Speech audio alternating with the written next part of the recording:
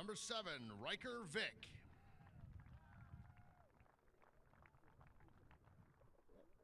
Number 9, Anton Amundrud. Number 11, Caleb Johnstone. Number 12, Julian Graham Ducharme. 13, Matthew McDermott. 14, Tegan Morin.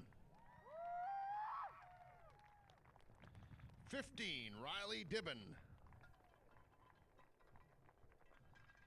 Number 16, Matthew Nikulak.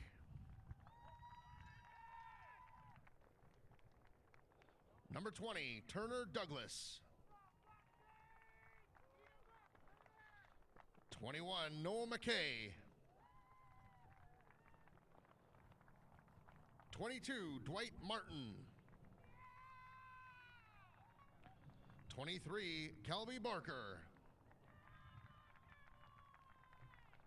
24, Spencer Klassen.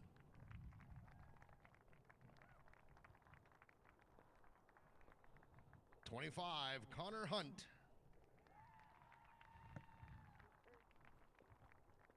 26, Briley Henninger. 33, Matthew Morin. 42, Noah Hackman. 44, Noah Yakimchuk. 45, Curtis Mashaniuk.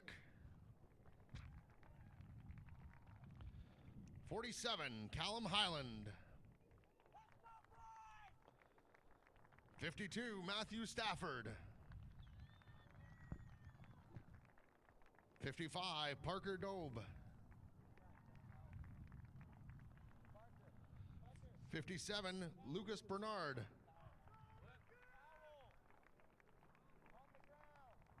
58, Kevin Kittler.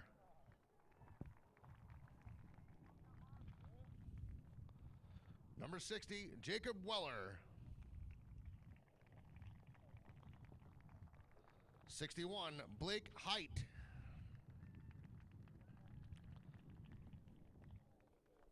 62, Colton Ansorger. 63, Louis Amatidi Mupoi. Did I get it right? 65, Ty Kazar. 67, Colton DeGray. 68, Ty Anderson. 74, David Van Cricken.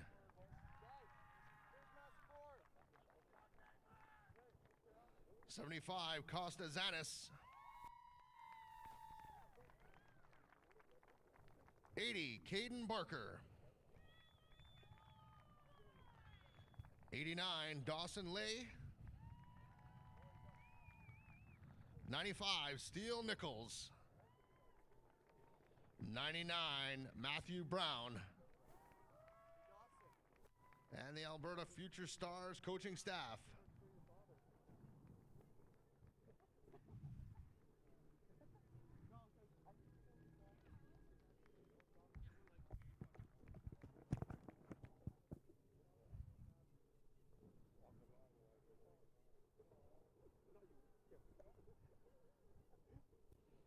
Introducing Team BC.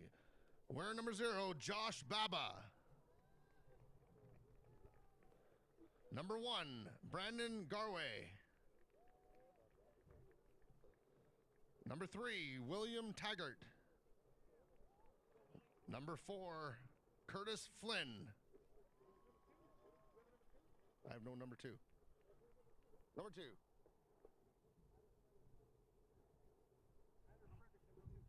Number 2, Tyler Frederick.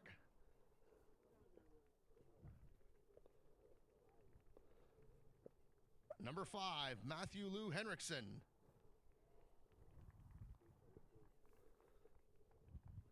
Number Number 6, James Ross. Number 7, Connor Marer. Number 8, Ethan Anderson. Number 9, Kyle Halverson. Number 10, Cade Cote. Number 11, Cody Hogarth. Number 12, Blake Alford. 13, Jalen Catlin. 14, Thomas Hyatt. 15, Samuel McPherson. 16, Taylor Nyberg. 17, Logan Aggressitz. Number 20, Liam Kurosaki. 22, Charles LeMay. 23, Liam Dallas. 24, Tristan Canoris. 25, James Grimison. 30, Thomas Fogg.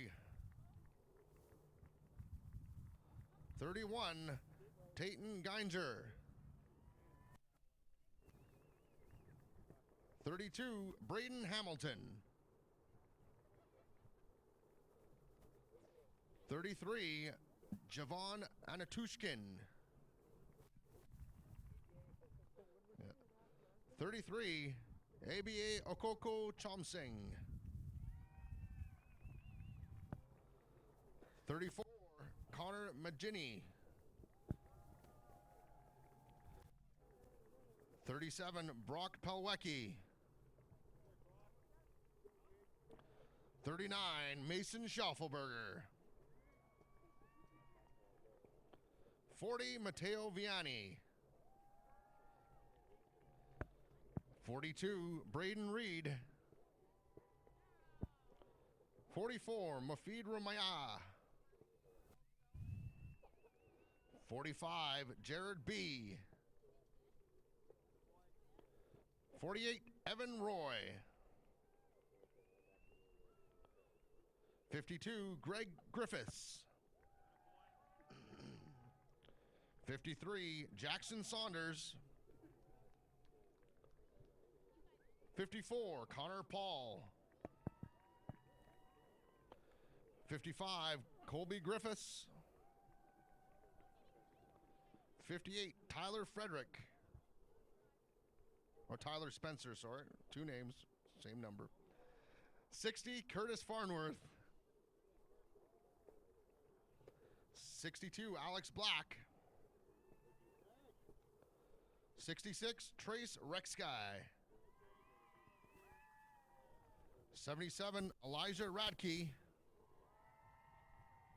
85, Blake Neufeld. 89, Dylan Euchster.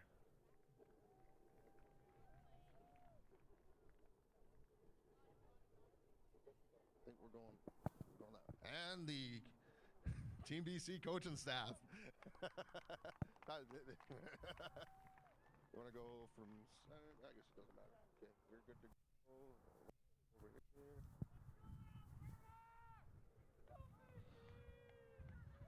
Good. At this time, I'd ask you please rise, remove your hats, caps, and helmets, and introducing Miss Heather Vanderwerf for the singing of our national anthem.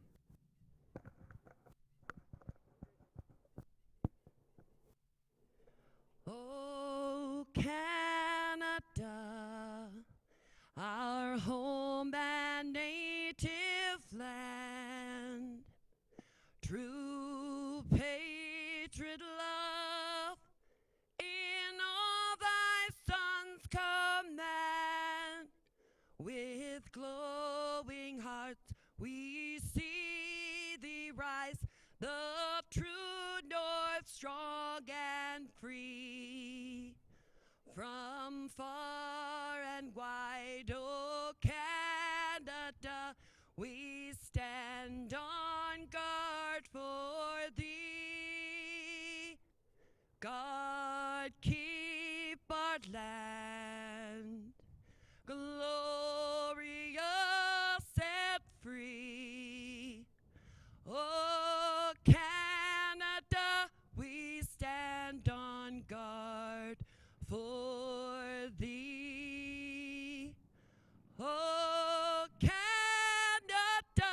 we stand on guard for thee.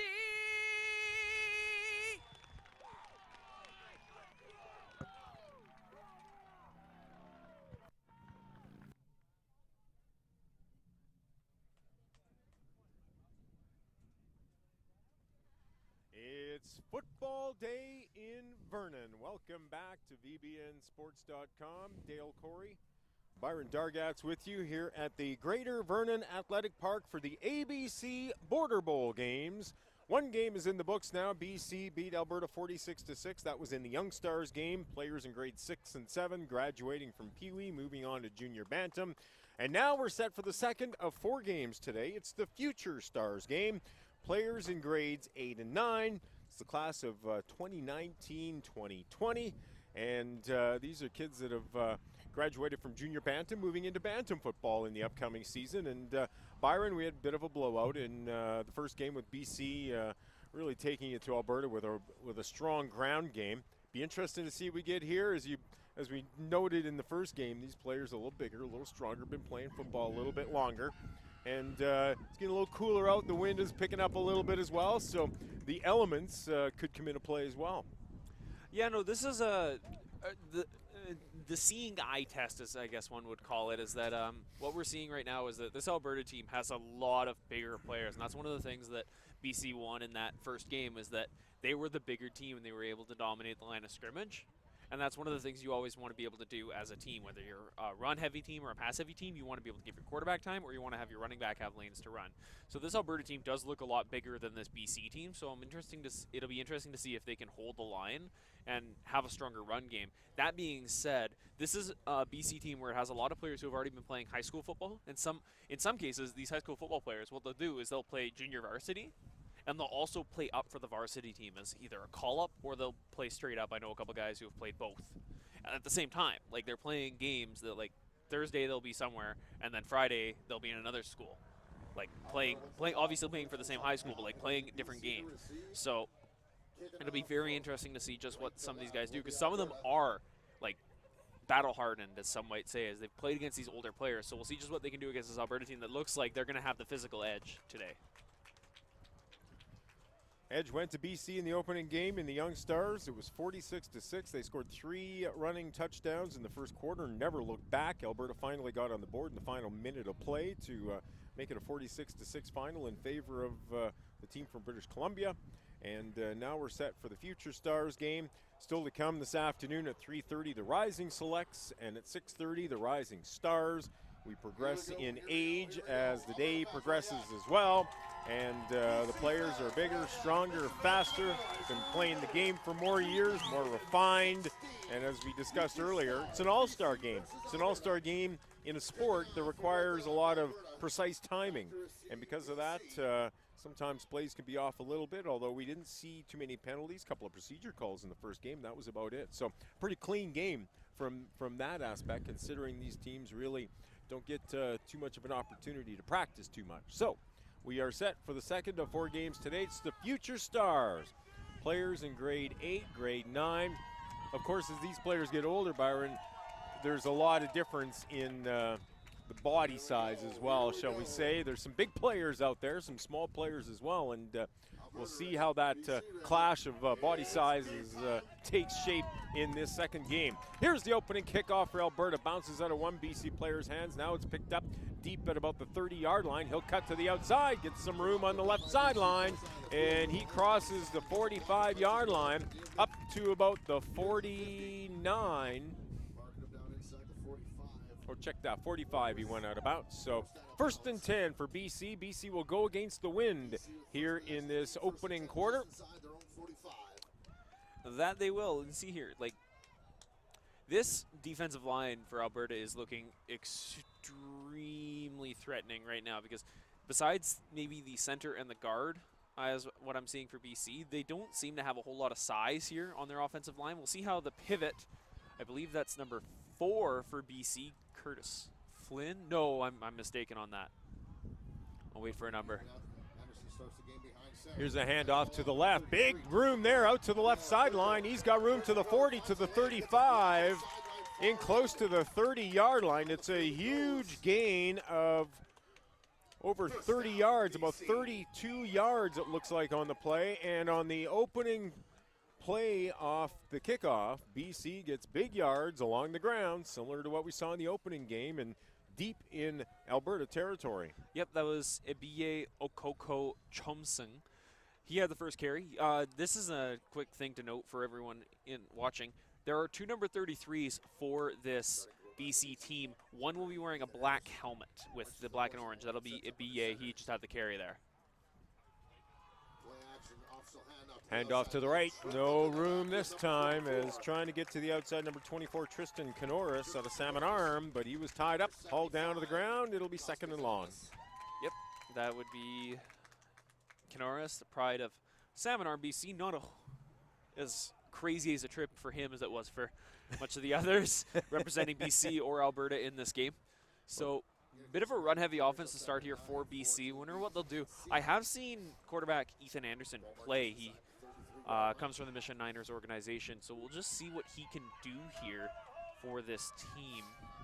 Because he's got the arm, but he doesn't have a whole big frame, so you won't see him running the ball very often. 5'11", 145 on a mission. Ethan Anderson tosses back on the left-hand side. Got some room on the outside. He'll try to get around that defender. He does, but then finally taken out of bounds at about the 24-yard line. So gain of about 7, maybe 8 yards on the play on first down. Check that, more closer to 9 yards. He'll be close to that first down. And a BC player down on the field as well.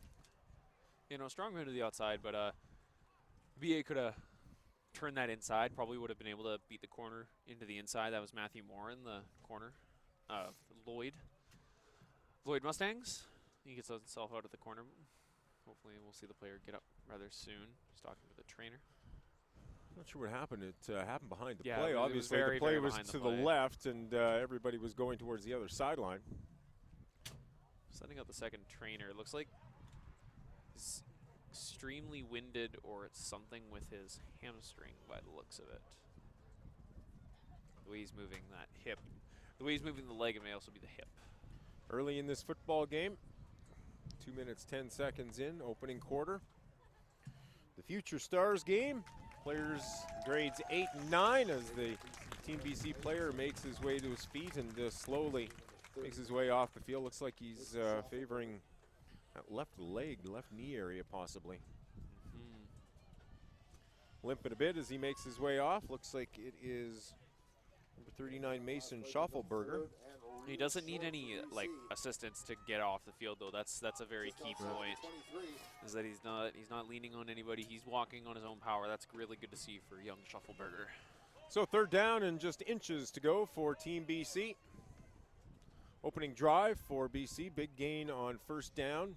Got it into Alberta territory. Now they'll try to convert on 3rd down. We're into 4-down football here for these ABC Border Bowl games. Here's a handoff straight up the middle, but flags fly before they get the play underway. Likely procedure in that case.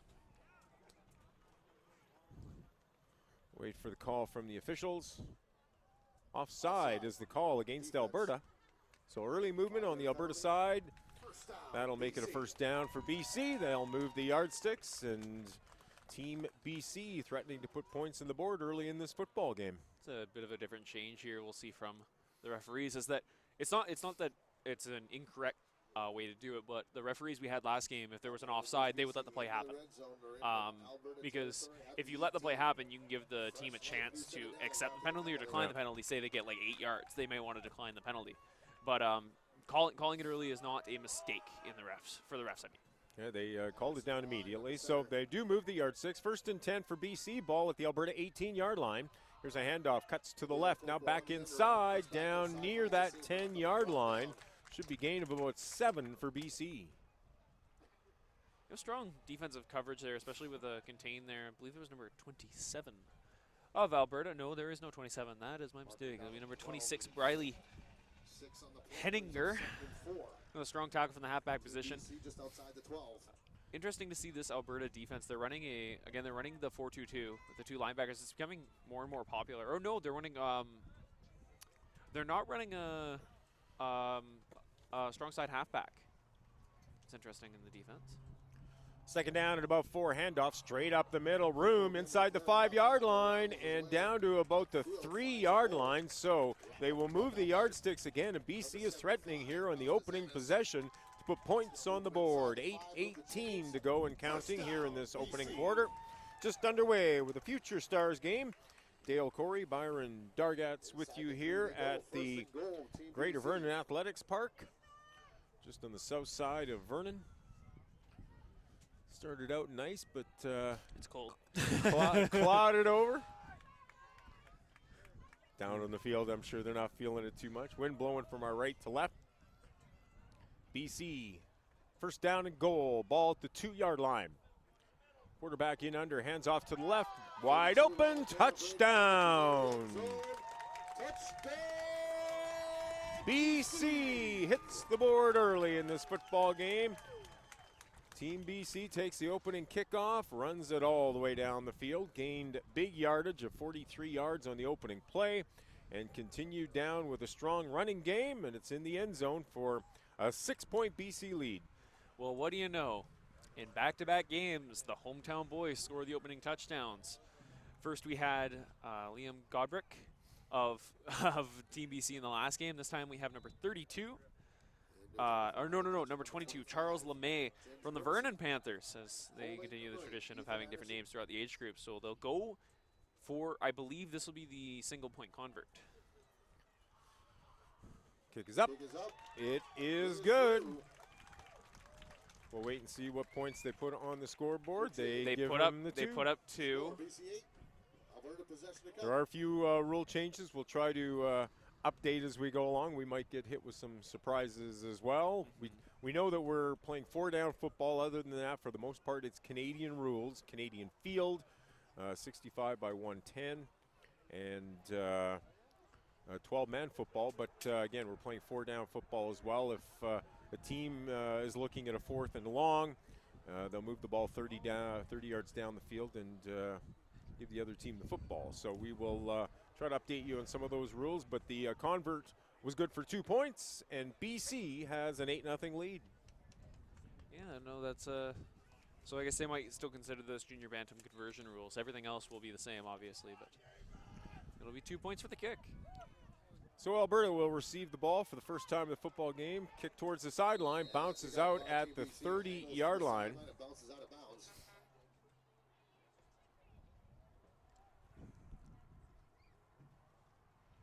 .741 to go here in this opening quarter.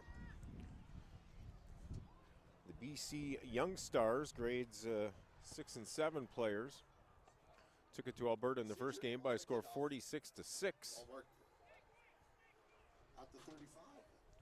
Yeah, it would be interesting to see what we get out of this Alberta offense. They will get the ball at the 30. Oh, yeah, the Canadian rule is different. The kick out of bounds goes to the 35, not the 40, my bad. But they will see how interesting to see what this offense can do. Number 16, the pivot. That is Matthew Nikolak. See what he can do. Out of the Hilltoppers organization. He'll hand off. Run to the right. Not much room there. Don't think he made it back to the original line of scrimmage, so there'll be a loss of 1 on the play, and Alberta's offense can't get on track on the opening play of their first possession of the football game. No, that's one thing you usually find with a lot of the British Columbia players. We have extremely strong blitzing linebackers, and that's what a lot of the defensive coordinators like to do, is that they will blitz, and they will blitz a lot. So you want to have those guys that are really, really strong, especially on the inside of your middle linebackers. Second down and 11 for Alberta. Quarterback back to pass, then hands off. A little bit of deception there. Straight up the middle, a gain of about 8 on the play. It's a great little draw play. They pull out the blitz and they forge that little hole for the running back to run through. That was number 22, Dwight Martin out of Airdrie. They'll see what they can do here. They're going to run out of the I. Something you'll see a lot more in the older age groups is these I formations. Quarterback Matthew Nikolic in under, hands off, straight up the middle, into first down territory. He crosses the 45-yard line into the 47, and they will move the yardsticks. Alberta's first down of the football game. No, okay with a strong run up the middle. He follows blockers and he trusted his instincts. That's the biggest thing, is that when you're running a dive, especially as the running back instead of the fullback, because you're following a blocker, you have to be really decisive and patient. Because if you cut too early, you've cut off your hole and there's nothing you can do to really gain yards. So BC taking the opening kickoff, going all the way down into the end zone for a major score. Now the quarterback back into the pocket. He is chased down, and he's taken down for a big loss. This will be a loss of close to 15 yards as quarterback Nikolic went back into the pocket, looked for somebody to pass to, couldn't find an open receiver, and had to eat the football. Yeah, no, that's a really awkward situation as a quarterback, because you're running the bootleg to pass, but the problem is if you don't seal off the bootleg, you're going to get pressure like that in your face. And that was number 33, Jevin Anutushkin. That's a name I'm not going to get right the second time.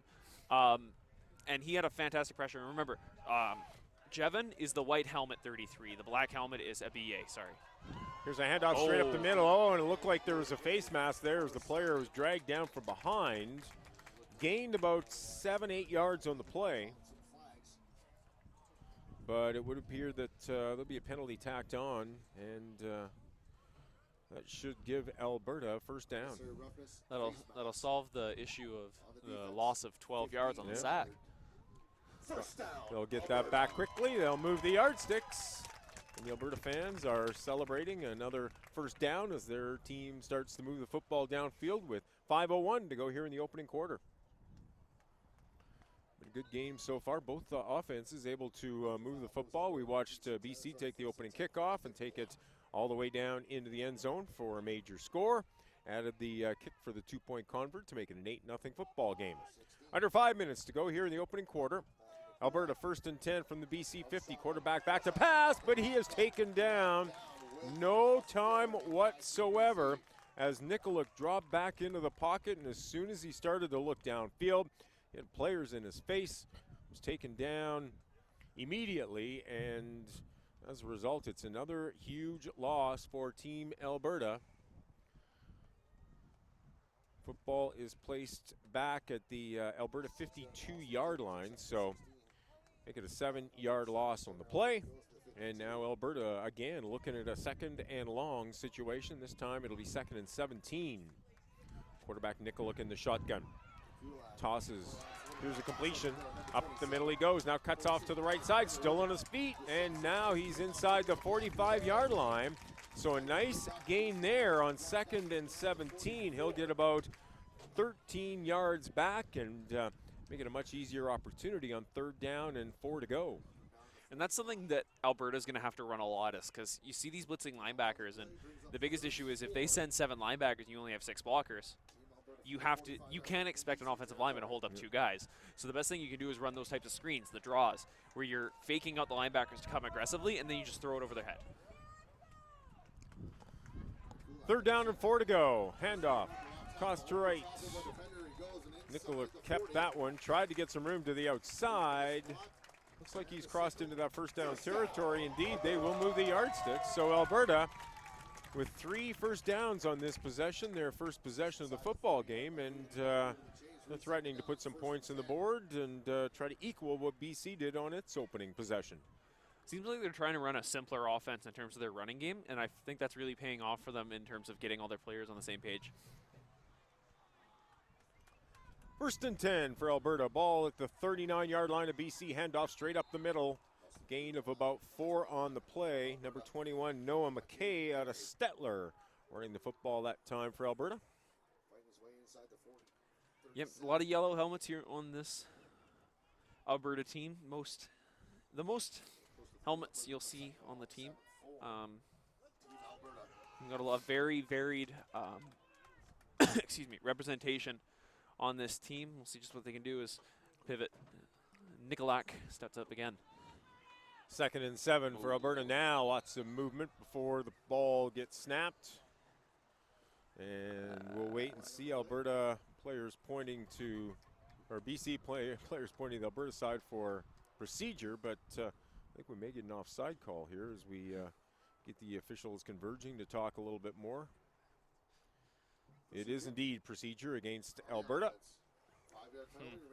So 5-yard penalty against Alberta. Move the yardsticks back. Still 2nd down for the Alberta team with 2:07 to go here in the opening quarter. Yeah, it did seem like the right tackle moved a little too early, and then that would draw the defensive end.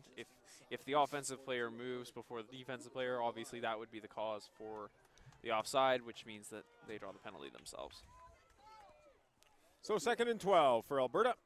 Ball just outside the 40-yard line. Hand off to the right. He's got some running room here. Cuts back inside and taken down inside the 35. Marked at about the 32-yard line. He'll gain about 9 back on that play. It'll be 3rd down and 2. Matthew Stafford, not to be confused with Matthew Stafford, the Detroit Lions quarterback. It'll be interesting to see if he has the arm that Stafford does. Stafford's considered to have one of the better arms in the entire NFL, if only he threw it to his own players. Yeah, that could always be a problem. 1:22 to go and counting here in the opening quarter. Alberta moving the ball down the field, 3rd and 2. Here's a run off to the left side. He's going to try to get to the outside, and he will not. He had one man to beat.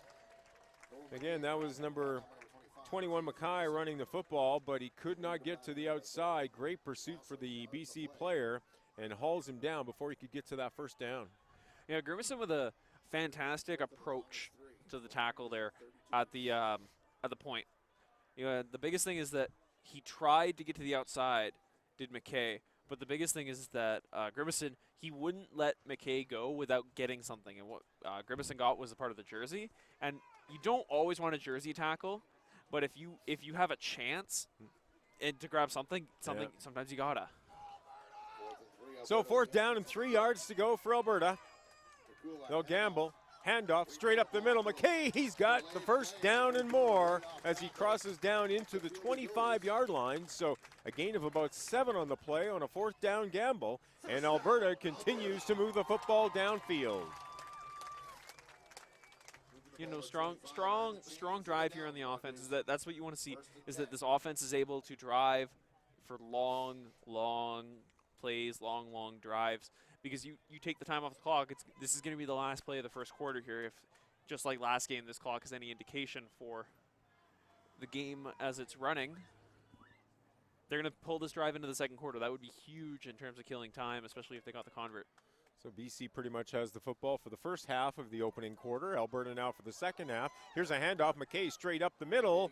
Hops over one player. Now he falls into about the 20-yard line. So he'll have a good gain of 5 yards in the play. McKay working hard there. And now he is still down on the field. And the players will go down to one knee. We'll get the flag out as well to end the opening quarter of play. Alberta's threatening, but it's Team BC up by a score of 8-0 after 1 quarter of play. Yeah, no, BC got the ball first. They had obviously had the first chance on offense, so that's the biggest thing for them, is that they got a chance to show what their offense can do, and they really didn't even show that much. They didn't show what they might have in the passing game, because this is the age group where you see quarterbacks really start to develop like arm talent, especially in terms of strength, so they can throw down the field. You usually see 30, 40-yard throws in the bantam age group, so we'll see just what they can accomplish here as the player still down on the field. Looks like his right knee, and when he went down, you could see him hold on to that knee immediately. So knee injuries are no fun. Well, and in the game of football, as rough and tough as it is, it's really quite amazing that every play somebody doesn't go down with an injury when you think there's offensive linemen battling defensive linemen, and all of the battles going on inside along the line. But for the most part, we've had some players go down, but it doesn't look like anything serious. And now McKay is on his feet and walking back to the Alberta bench area as well, so it looks like he'll be okay. He's touched the football a lot so far in this football game, and Alberta certainly doesn't want to see him go down and possibly out of the game. Yeah, he's been the workhorse here early for this Alberta team. But it'll be interesting to see if I think we might see a pass come out here. just tactics-wise.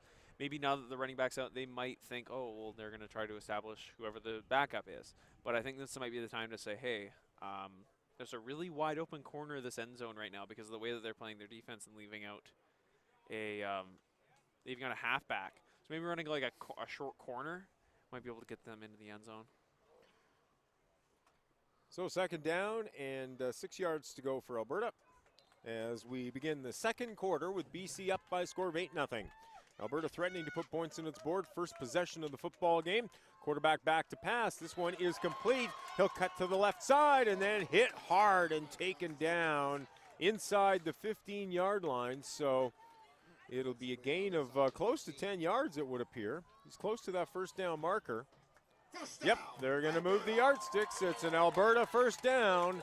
And now the team from Alberta is in the red zone inside that 20-yard line, inside the 15-yard line, looking to put some points on the board. Yeah, Mishanyuk with a really good catch there. He was trying to put the block. He was trying to get the block on his guy, but he ended up making the catch and a solid run after that. First down and 10 for Alberta. Quarterback Nikoluk rolls to the right, throws. This one is incomplete. We get the official word from the referee. One of the Alberta players threw up his arms that it was complete at one point, but no, they wave it off, and it'll be 2nd and 10. Yeah, no, that's a really difficult catch to make, especially if you're not able to quickly get your elbows together, because if you don't have your elbows together, the ball naturally is just going to fall through your arms and hit the ground, and the moment the ball touches the ground, it's incomplete. So second down and 10 for Alberta. Ball just inside the 15-yard line. Nikoluk in under, hands off, straight up the middle. Not much room this time. Might have gained a yard or two on the play, and as Alberta gets a little closer to that BC end zone, yards are becoming tougher to come by. This is going to be a huge third down. They've driven so far. I think this is the 6th minute of their drive. They've been going for a good while now. I'm just wondering what they can do here. Like, they've been trying to pass, but BC's been getting some fantastic pressure on the edges. So might see another draw here. Maybe a screen. Third down, about 7 yards to go. Lots of movement. Procedure. Yeah, looked like procedure. Looked like the Alberta players, the receivers crossed that line a little bit too soon. And we'll wait for the official word. Yes, it is procedure against Alberta. So that'll move the yardsticks back 5.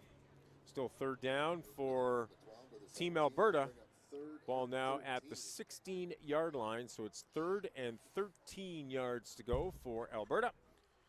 So far we played 14 minutes. Each team has had the ball once. At this rate, I guess you better capitalize on your chances, Byron, because you might not get many. Exactly. No, this is a definite pass situation here. Nikoluk in the shotgun formation. Got the ball. Now he rolls to his left, looking for an open man. Throws into the end zone. Touchdown!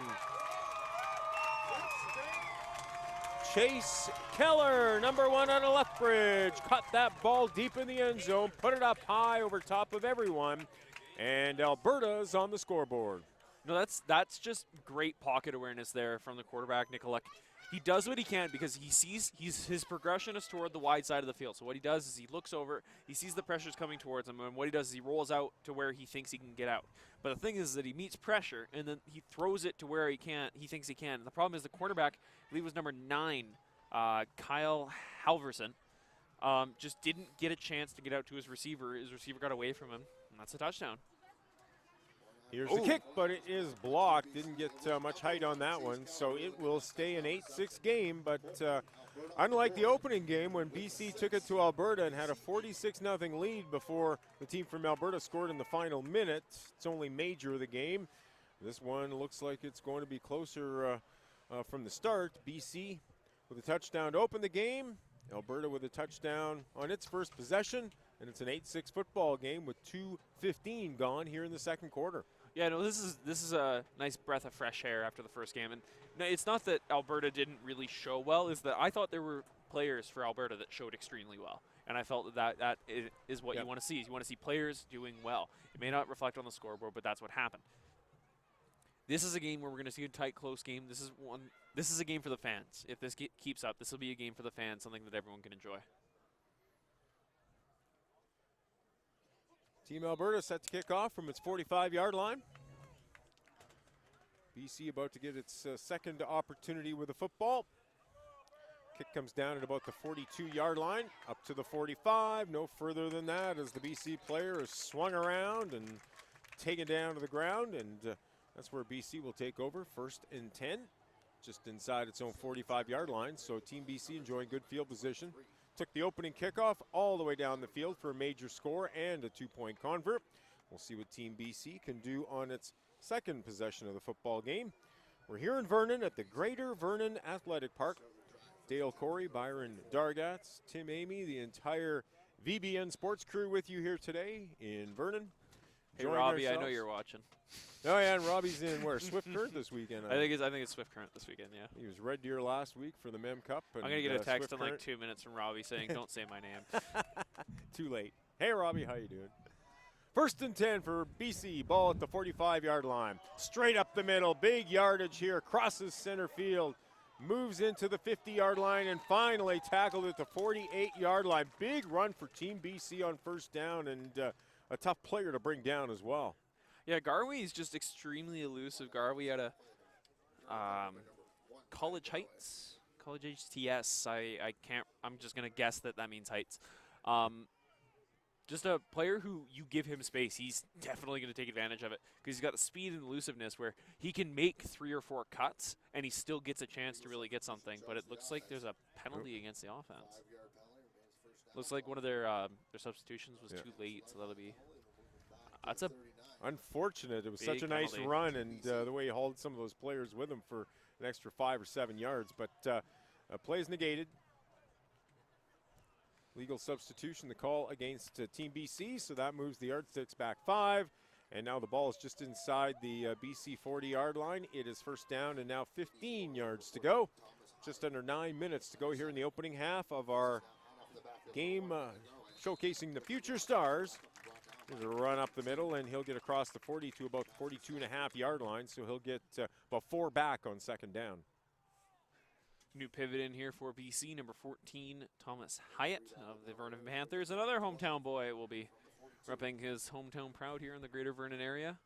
And an okay run there from Garwey. He did what he could because he had extreme pressure from a defensive lineman the moment he got the ball. So he just made what he could of the run, and it'll be second and 11. Ball on the 42-yard line, near side hash. Hyatt in under. Tosses back to Garwey. Garwey tries to get it to the outside, but cannot do so. Great tackle there for Alberta. Number 20, Turner Douglas. And he was able to converge on Garwey and drop him for a loss of a few. That's just great pressure for your defensive line. The combination of 20 and also number 74, David Van Cricken for the Lethbridge, or the Leth Bulldogs. It's a fantastic tackle on the outside. The one thing you want to do as a defensive end is if you can't break through to break the run, you want to contain the edge. And what he did is he beat his man to the outside, which kept the edge, and then he got the tackle right away. Well, then you get some help from the other players coming in as well. And as a result, loss of a couple. It's now 3rd down, about 17 yards to go. Here's a handoff, run straight up the middle. Big room this time for BC. Crosses midfield to the 50, the 45-yard line, down inside the 40-yard line. A big run there for Brendan Garwa, and he's got a big 1st down for British Columbia. Yeah, Garwa is just showing extremely well. You give the guy space, he's going to tear you apart. That's the thing with these smaller backs where they're super duper fast, is that, yeah, they're not going to, like, give you 5 yards when it's 3rd and 2. But what they're going to do is the moment you give them space, they'll give you a 1st down, whether it's 1st and 10 or 2nd and 20. Gar was small at just 5'6", 130 pounds out of New Westminster, but boy, oh boy, when he started going there and got all the cylinders going, he was firing downfield. Big 1st down for BC. Handoff on 1st down. This one goes straight up the middle inside the 35-yard line. He'll be close to the 30 and a gain of about 8 yards on 1st down. Stafford with a solid tackle there as he breaks through the line. You don't usually see linebackers that big playing, especially in the middle linebacker position, because the middle linebacker, you want to be able to chase no matter where the ball goes. But that was just absolutely solid. Fantastic tackle there by the young man of Sexsmith. Thomas Hyatt out of Vernon, the quarterback for Team BC here midway through the second quarter. Hyatt into the pocket, he's chased, hands it off, tosses off to Garwa. Garwa down the right sideline, and he should have that first down and more. It looks like he's inside the 20-yard line as the quarterback went back, waited, and when the defenders got in his face, was able to toss it off, and a big gain for Garwa. So mark him out at the 18-yard line.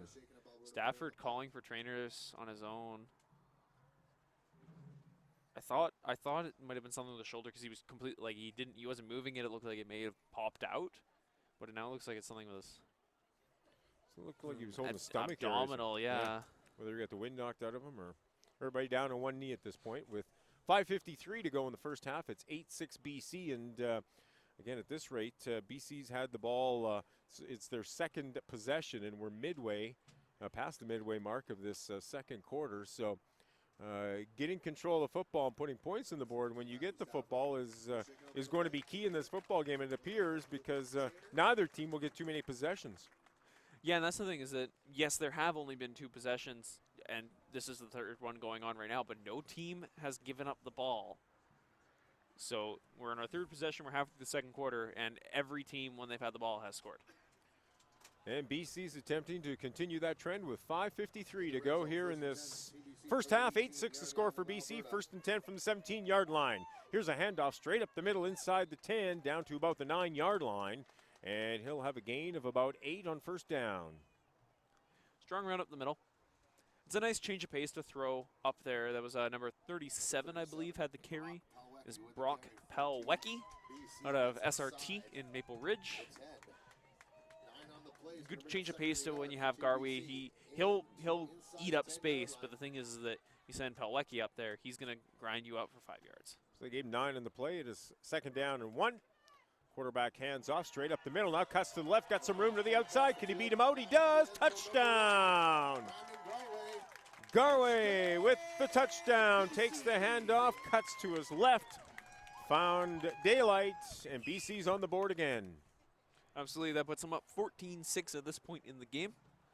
We will see just what they can do with this. Garwe's just, I love that little misdirection play because you just ran it up the middle, so you're thinking, oh yeah, we'll just fake it up the middle, and then Garwe to the outside. Garwe had this giant hole in the offensive line, and he took that. But the best part is he saw that he could get to the end zone if he just broke to the outside, because Alberta only had the one cornerback out there, and all he had to do was outrun the cornerback. And, well, as you see, he did. So BC puts it in the end zone, looking for the convert. The holder is missing in action right now. Quickly makes his way out. To attempt the point after the touchdown once he got a holder up there, number 25, James Grimison out of Meadow Ridge to kick. It's up. It's good. Good for 2 points. So that will give BC a 16-6 lead.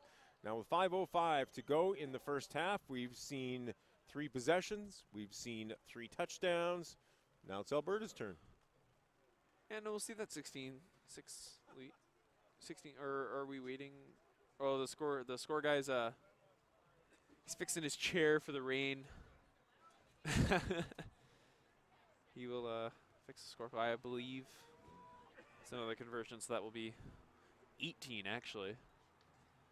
But I guess we'll see in due time.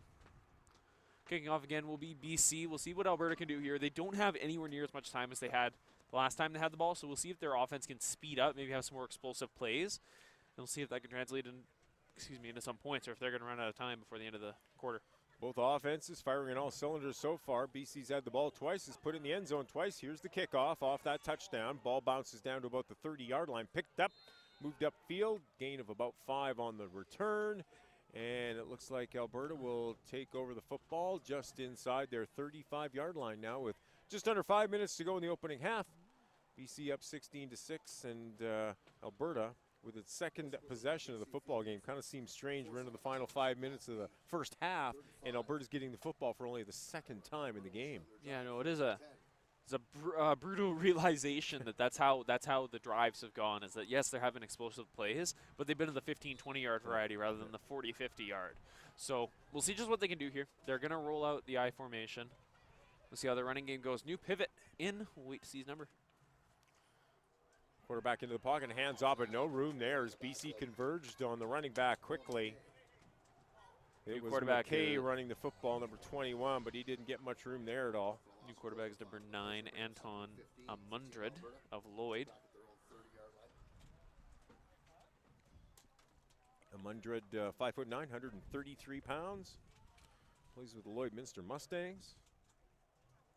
Loss of 4 on the play, so I need that. Alberta's wind. looking at a second and long situation. Wind starting to pick up here. Rain starting to fall a little bit as well. And now Alberta calls a timeout. Important part of the game here. Deep in their own zone and going the wrong way. You don't want to give BC more points at this point. You want to try to hold on to the football at least and go into halftime just down by the 1 touchdown. Looks like the coaches are only talking to the quarterback, so it might have been just or no, everyone's coming out, but it looks like that run was just a play call misunderstanding. The slot back, the moment the guy or the running back got tackled, the slot back looked at the quarterback, and the quarterback looked at the slot back. The quarterback was like, "Why didn't you block him?" And the slot back was like, "I thought you were giving me the ball." So it just seems like it was a very awkward situation where the key blocker in there, because the slot back needs to crack down on the end so that the running back can get outside, but obviously that did not happen, and that was the result. As you see, they lost about 4 yards on that run, and hopefully they'll be able to gain that back here as they discuss with their coach. Well, and again, it's part of what these teams are dealing with, these players are dealing with. It's an all-star game, and as a result, especially given the fact that these are huge provinces, players are coming from all over both provinces to compete for their province, and they don't get much, if any, practice time. And I know Alberta left at about 4 a.m. yesterday on the buses, so they've had a long day as well to get to this point, and it's tough in the game of football when timing is so key. If you haven't had the repetitions, the practice to get that timing down. Alberta looking at a second down of 14. Here's a handoff to McKay on the left side, but again, no room to run at all.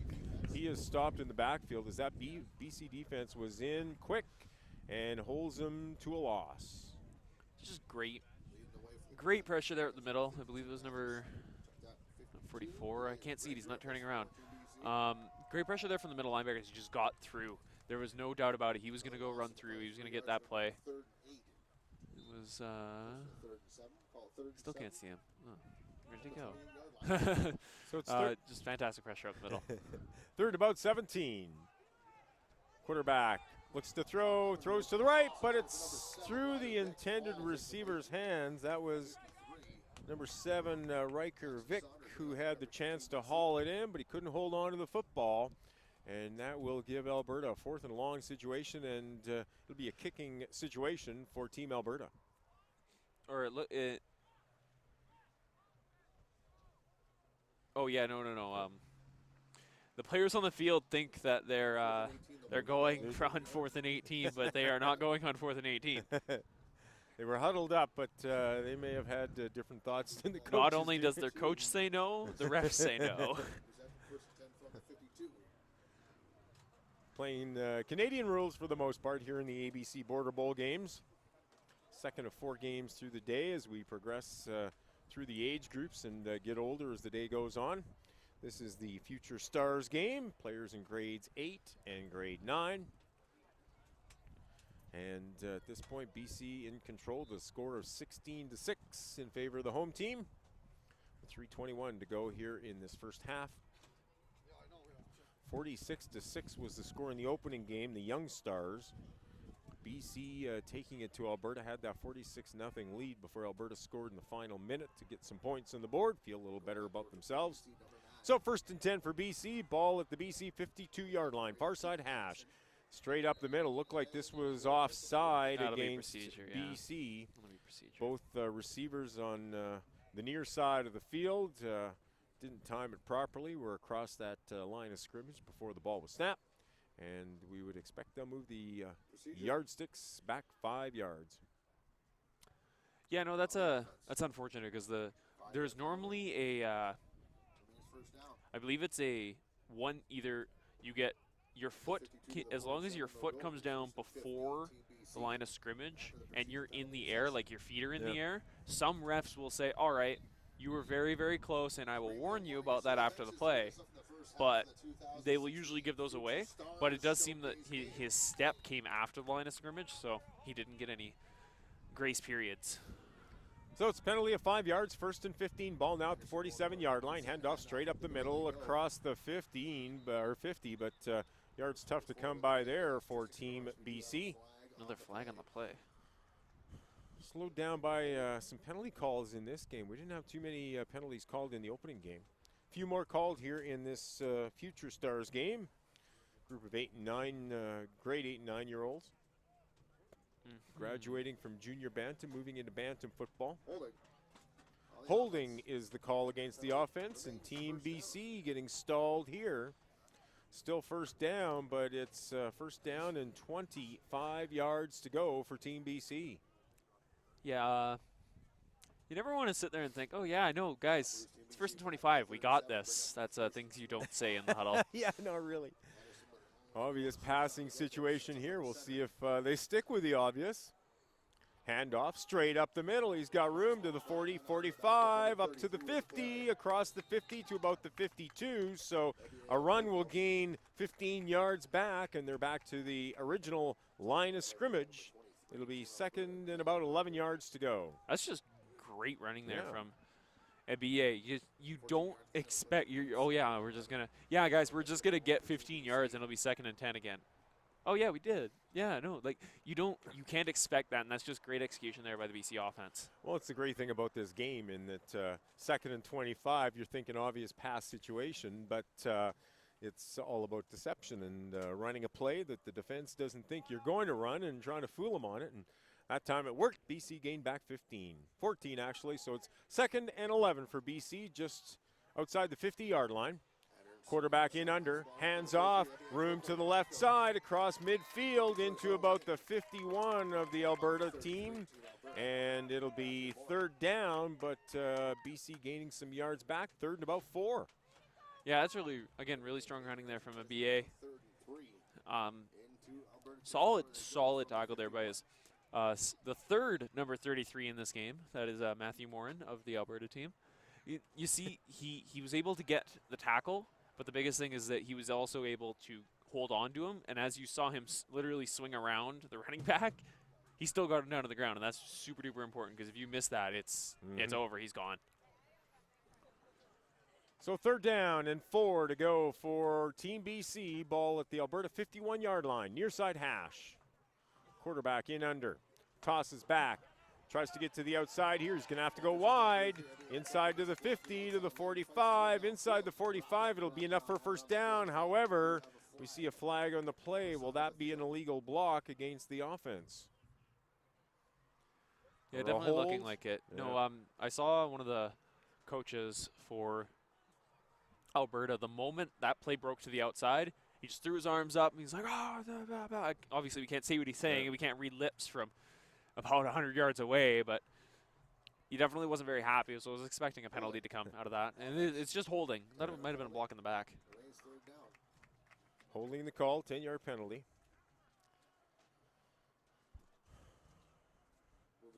BC's 3rd possession of the football game. They've scored on their first 2. Alberta scored on its opening possession to make it a 16-6 game.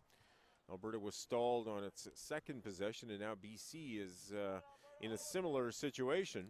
Had some good field position, but BC's taken some costly penalties on this drive, and that continues to force them back. It's 3rd and 13, and now we get lots of movement before the ball is snapped. The officials will converge and determine if it's offside or procedure. Now, normally you can say, and I thought the D-line did move first, but because the receiver went offside, it's undeniably what?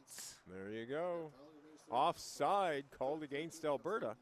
These are definitely different refs than we get in the mainland. Because I remember one time back in the day in my career, we had a situation that was just like that, but he said because the receiver went offside and he's not directly lined up against anybody, it's an illegal procedure. Here's a quarterback back to pass, throws this up in the air. This one is incomplete. Looked like the player had his hands on it for a second. It's at the far side of the field, so it's tough to call, but couldn't hold on to it. And it'll be 4th down and about 8 yards to go for Team BC. So for the first time in this game, BC faced with a 4th and long situation. And they're going to go for it.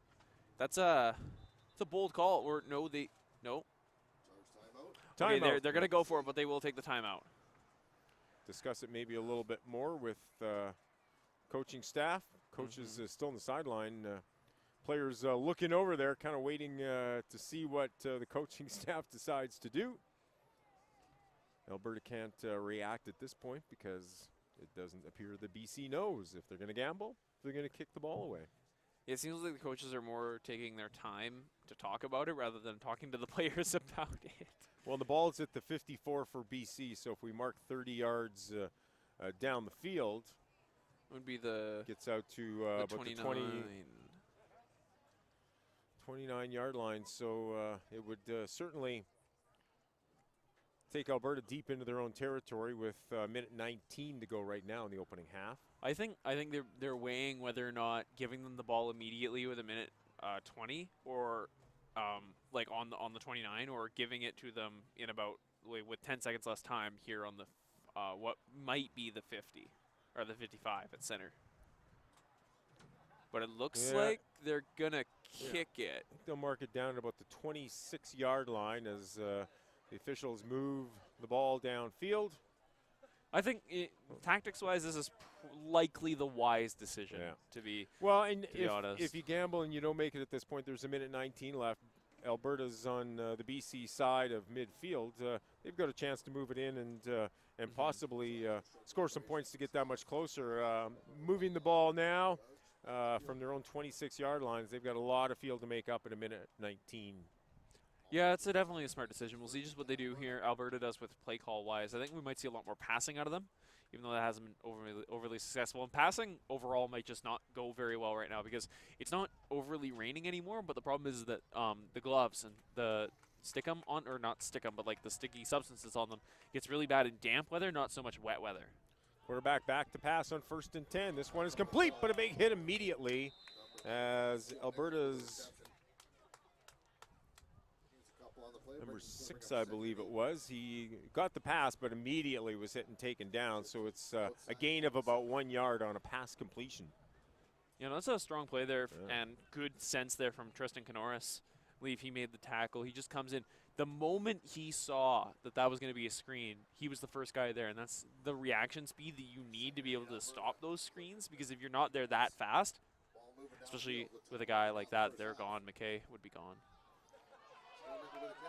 Here's a handoff. This one straight up the middle. Big room here for Alberta as it's across the 40, near the 45-yard line, and that's a gain of about 18 yards. It'll move the yardsticks now with 1:02 to go here in the first half. Big first down here for Alberta. Let's see what they can keep going. It does appear to be stop time in the final 3 minutes, so it'll be a minute and 2 seconds. Oh, that's a challenge there from the BC announcer, saying the last Alberta crowd was louder. Okay, let's try this one. Alberta fans, where you at? BC fans, make some noise. It's an all-star game. We're here to have some fun. This is what happens when provinces go against each other. It's like when the Lions and the Stampeders and the Eskimos play. It doesn't go well. Now, I'd say it's probably a bit more of a friendly atmosphere at this game than, I know this has been very some of the friendly. Lions That's a good and point. Stampeders games, or Lions and Eskimos games, or Stampeders and Eskimos games. I have a gut for that feeling matter. the Rising Stars game to end our day will not be a very friendly game. No, probably not. As the players get older, a little more in the line to play for. Plus the fact, obviously, a lot of this game is for the scouts. Scouts and coaches from across Canada can watch some of these players and try to ID some talent that they might want to see in a CIS University uniform someday, or a junior football uniform. 1st and 10 for Alberta at their own 42-yard line. Quarterback back to pass, puts this up in the air. It's incomplete. Looked like there might have been a bump just as it was getting close to the receiver, but he wasn't able to haul it in. And just under a minute to go now. It's 2nd and long for Alberta. Yeah, a little bump, but it was instigated by the receiver. That's number 89, Dawson Lay of Rocky View. Plays for the Rocky View Rage, the RRs. He's definitely got that receiver build, and he's playing that slot back position. You see he gets himself open really well, but the throw was just a little behind him. He didn't get a chance for it. Quarterback back to pass again. He'll put this one in the air. It goes long, but it's incomplete. 3 BC players in the vicinity as he went for Dawson Lay once again out of Rocky View, but 3 BC players there. The ball was not thrown well. Missed the target, and it's 3rd and long. So he plays for Rocky View, and he has a C on his helmet. Wonder if he's changing schools. Just an observation. Interesting. Well, it's tough to know what all goes into putting these teams together. Especially because we're not overly familiar with the Alberta teams. We get the rosters, and when we get here, we do the best of it. Here's 3rd down and long for Alberta. Ball straight up the middle. Across the 45 up to about the 48-yard line. So we'll get a chunk of that one back, but it's still going to be 4th and 5 for Alberta with 47 seconds left. So the first 3 possessions for both teams resulted in 3 touchdowns, but both the offenses have struggled as of late in the last 5 minutes here of this first half. Yeah, no. Another whistle coming from the referees. So Alberta will take the punt option, and as a result, they'll move the ball 30 yards downfield, and BC will get one more opportunity possibly to move it down and put more points on the board. BC up 16-6 here in this Future Stars game. Battle of players from BC and Alberta in grades 8 and 9, finishing up their junior bantam career, moving into the bantam division in the upcoming season. It's going to be interesting to see what BC does. I have a strong feeling we will be getting a strong, healthy dose of Brandon Garvey. But other than that, it's going to be interesting to see what they can do. They can roll out Ethan Anderson again, see if he'll be able to pass, but they can also try Thomas Hyatt. Depends on who they feel better about passing with. And it looks like it's going to be good, or Anderson. Someone really likes wasting their gas out on the highway. Right along the highway, Highway 97 here, just on the south side of Vernon at the Greater Vernon Athletic Park. ABC Border Bowl game, 2nd of 4 games to be played today. We hope the weather holds. It's kind of clouding over a little bit more here. It was sunny for the first game for the most part. Now on 1st and 10, we get the whistles, flags flying. Time count violation, I believe. Time count's the one that feels the worst because you feel you're so close and you're like, hut. And the moment you say hut, because the ball doesn't snap the exact moment, they nail you for the clock.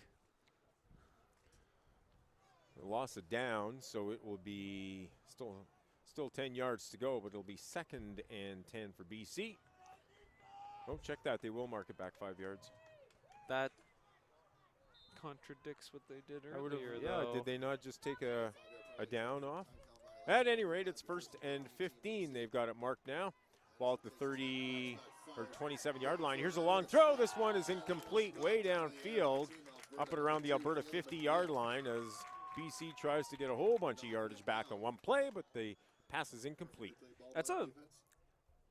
I really like that play because the motion of the 2 receivers going over to the strong side really does misdirect you away from Garvey. And no one expects Brandon Garvey to be out wide receiver after you've been playing him running back the whole first half. So it's a really strong play, but just the throw was nowhere near where Garvey could get it. Garvey's running straight on the sideline. That was more of like a post throw. Well, it stretches that defense out that much more as well. So interesting to see what they'll come up with on 2nd down. 2nd and 15, ball at the BC 28-yard line. 36 seconds to go in the opening half. BC leading Alberta by a score of 16-6. Quarterback in under. Almost fumbled the snap. Now he's taken to the ground heavily. It'll be a loss of a few on the play as the quarterback took the snap and then it bounced up in the air. He was able to still hold on to the football, but that slowed the process down. A slow developing play that didn't get off the ground. And as a result, BC's looking at 3rd down and long. Yeah, that's a unfortunate play because the reason you hold the snap the way you do is that you prevent it going up like that, and it just seems like he pulled his hands away too early, and, well, that's a fumble. And luckily enough, they recovered it, but bit of an unfortunate event regardless. Well, bounced up in the air, and I guess lucky for BC that the player wasn't tackled right away, because would have been on the ground and a fumble that possibly Alberta could have capitalized on. Should be the final play of this opening half. Time count yet again against BC. Time count against BC. They've got 4.3 seconds on the clock. So this puts them in. No, does that makes it 4th down? Will this be 3rd down again? Which should, if any indication is the last time they called this 2 plays It'll ago, be it should be still 3rd down. They'll take another 5 yards back. That's still really weird. That's still really, really weird. 3rd down and about 23 yards to go. Should be the final play. Quarterback back to pass. He'll put it up high. This one is intercepted. Intercepted by Alberta. He's got some room down that left sideline. Can he get all the way to the end zone? Try and touchdown! Final play of the opening half. An interception results in an Alberta touchdown. What a way to end the opening half. That's insane. What a play by number 47, Callum Highland of LCI. That is absolutely seriously insane way to end off this half. That's how you take it to the locker room, but they gotta attempt the point after here. So they will be taking this quickly, and then they will be heading off to the locker room for the half.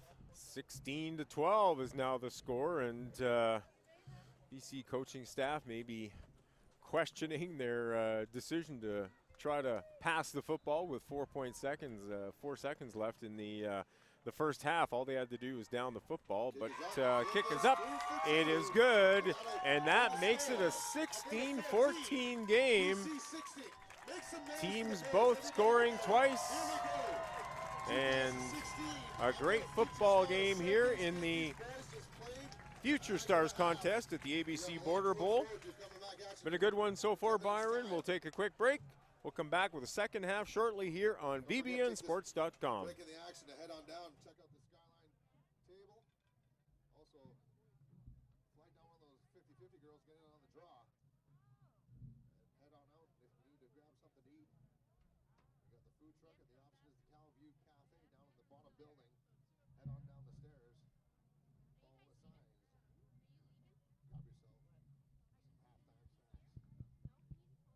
Grab yourself some halftime snacks.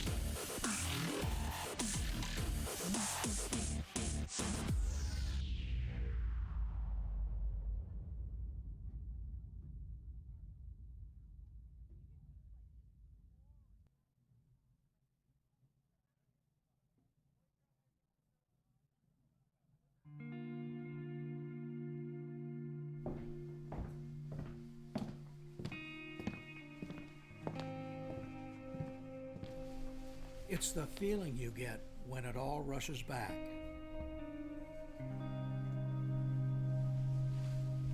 The lights, the sounds, the thrill. This memory has been earned and preserved for a lifetime.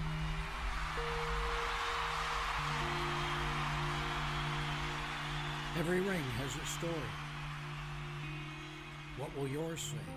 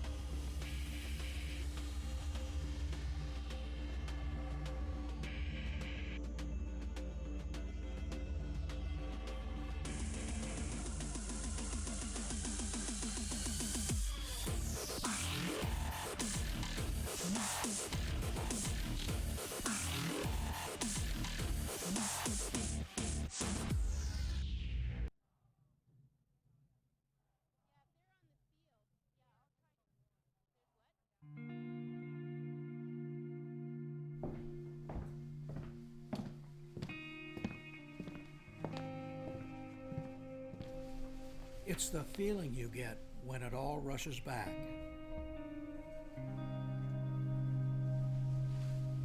The lights, the sounds, the thrill. This memory has been earned and preserved for a lifetime.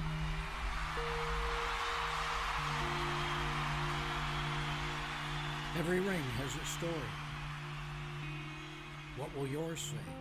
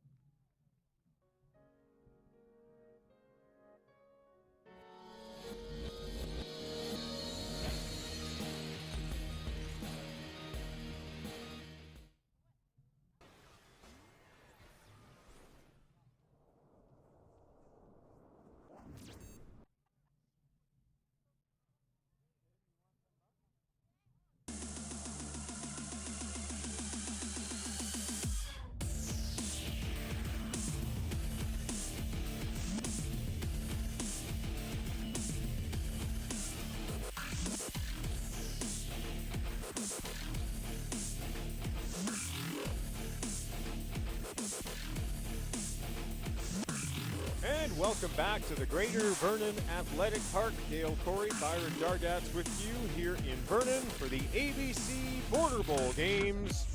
One game in the books. We're halfway through the second game.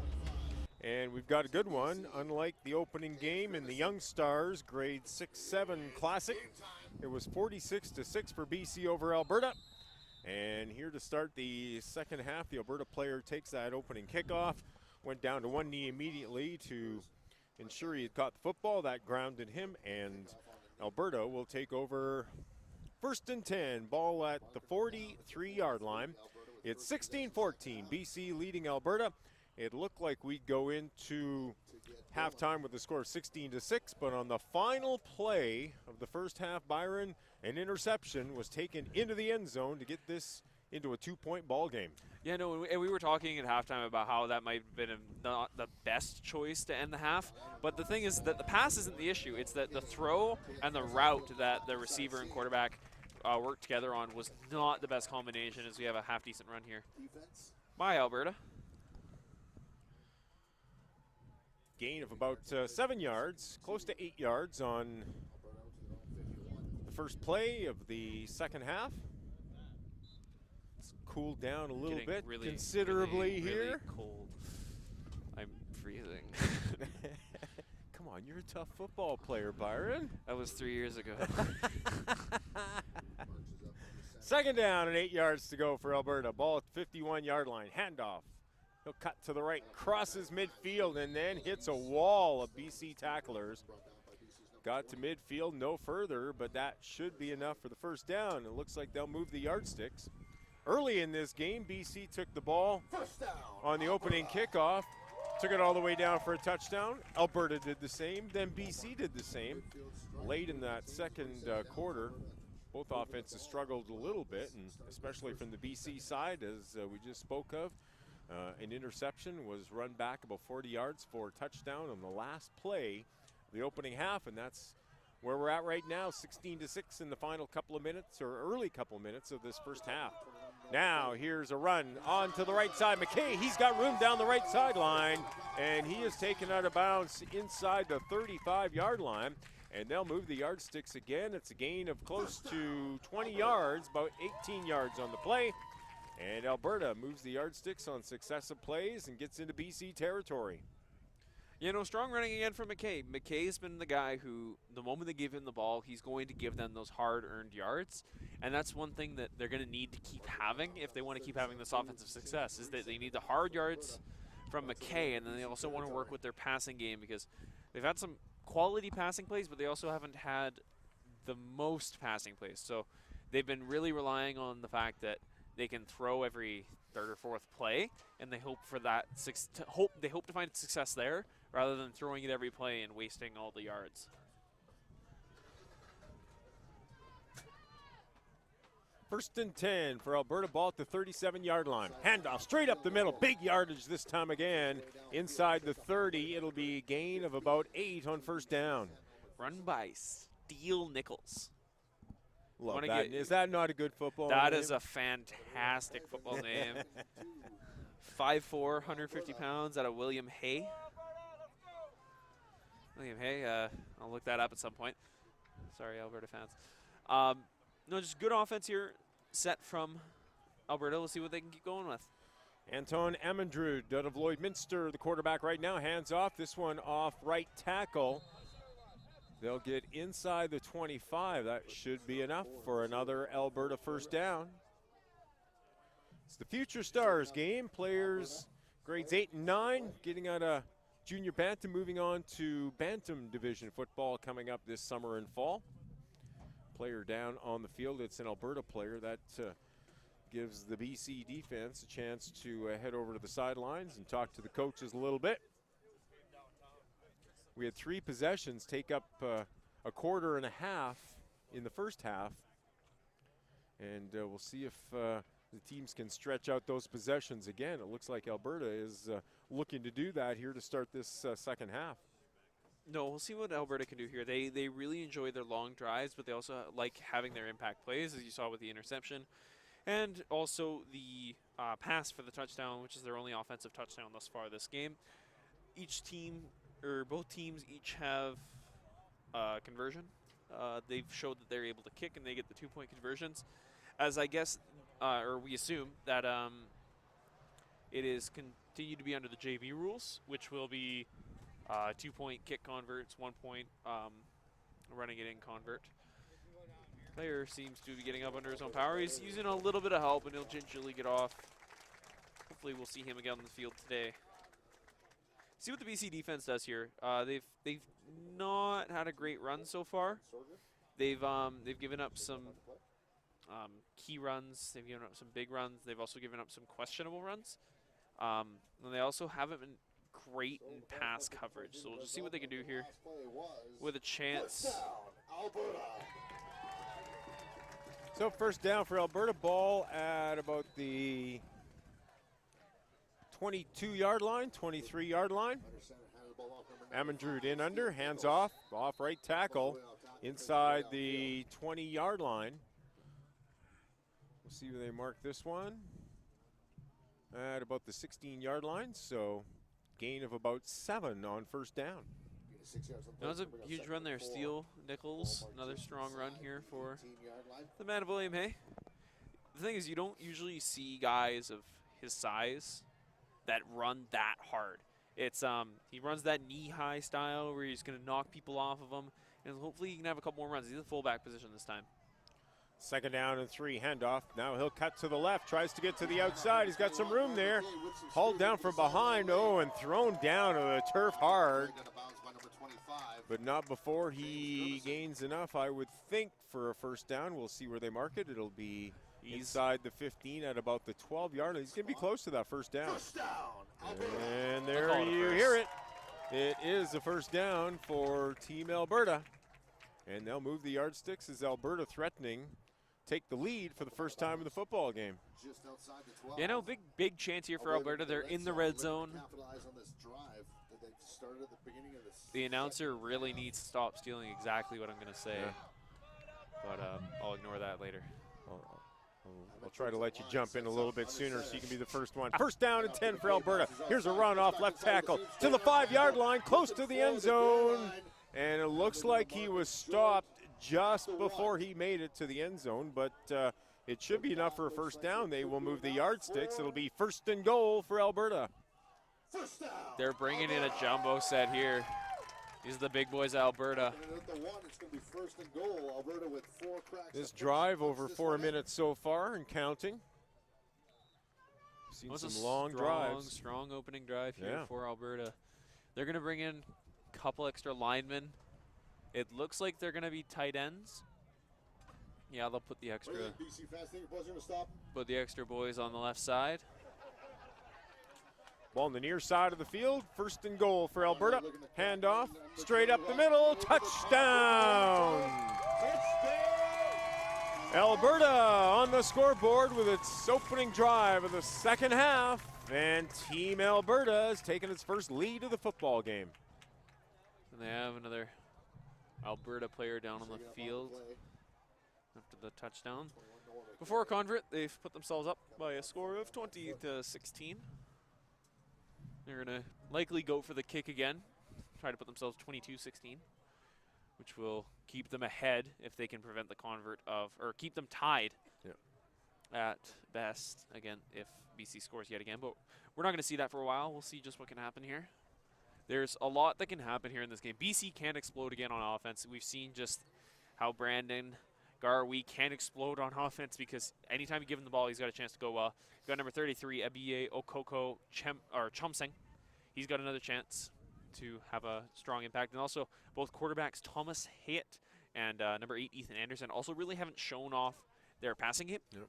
So that's definitely going to be something that we're going to hope to see in the second half as well. Conditions have brightened up. It has stopped raining.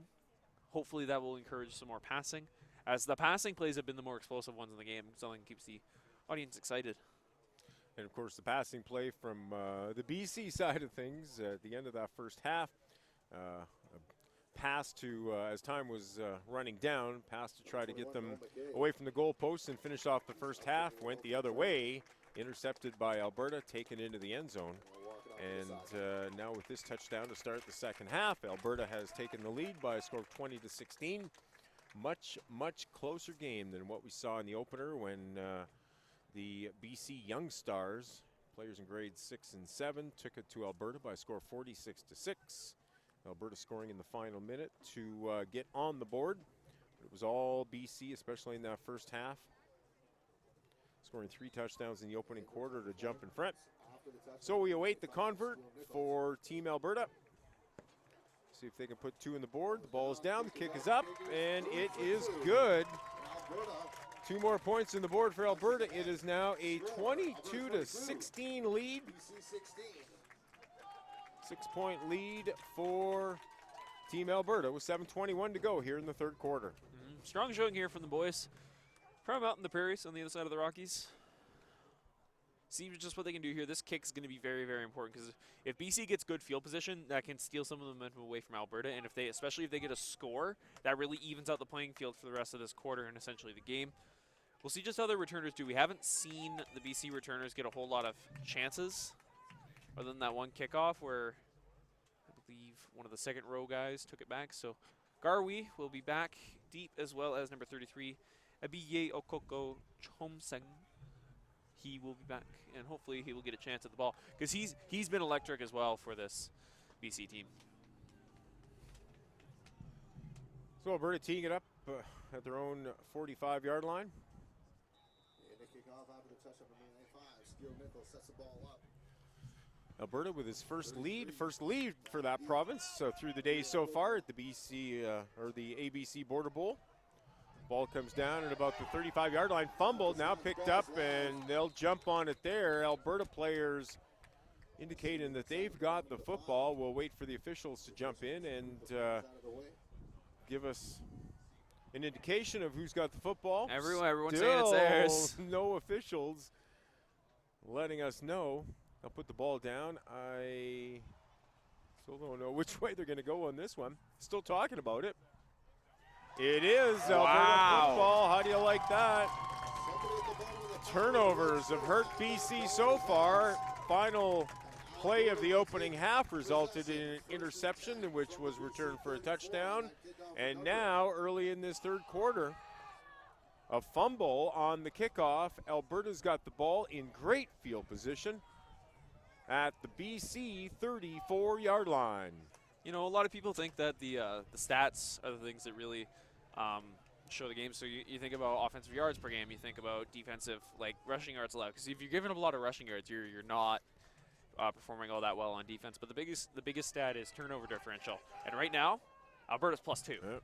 +2 is huge in terms of turnover differential. So hopefully they can keep this up, and they'll make it work here. They're going to go back in the I. They really like this I formation. Leads him up the line, sets up under center. Handoff straight up the middle, in close to that 30-yard line. Yards tough to come by on first down for Alberta there, as quarterback Anton Amandrud out of Lloyd decides to hand off on first down. It'll be a gain of about 3. 3 yards is good for the first down. They'll see what they can do here. Well, of course, playing 4-down football makes it that much easier to get that first down at 3 yards a clip. A little tougher with the Canadian rules in 3-down football, but we're playing 4-down football today. 2nd down and 7. Handoff. McKay on the right side. Tries to get to the outside, can't do so. He'll maybe make it back to the line of scrimmage. Got to about the 30-yard line, not much more than that. It'll be 3rd down and 7. 3rd down and 7. That's a Forward another couple yards. 3rd down and 7. Solid couple yards picked up there. Well, he might have got a yard in the play, so we'll make it 3rd and what a long 6 at this point. Ball just inside the BC 30-yard line. I think we're going to see a big power run here.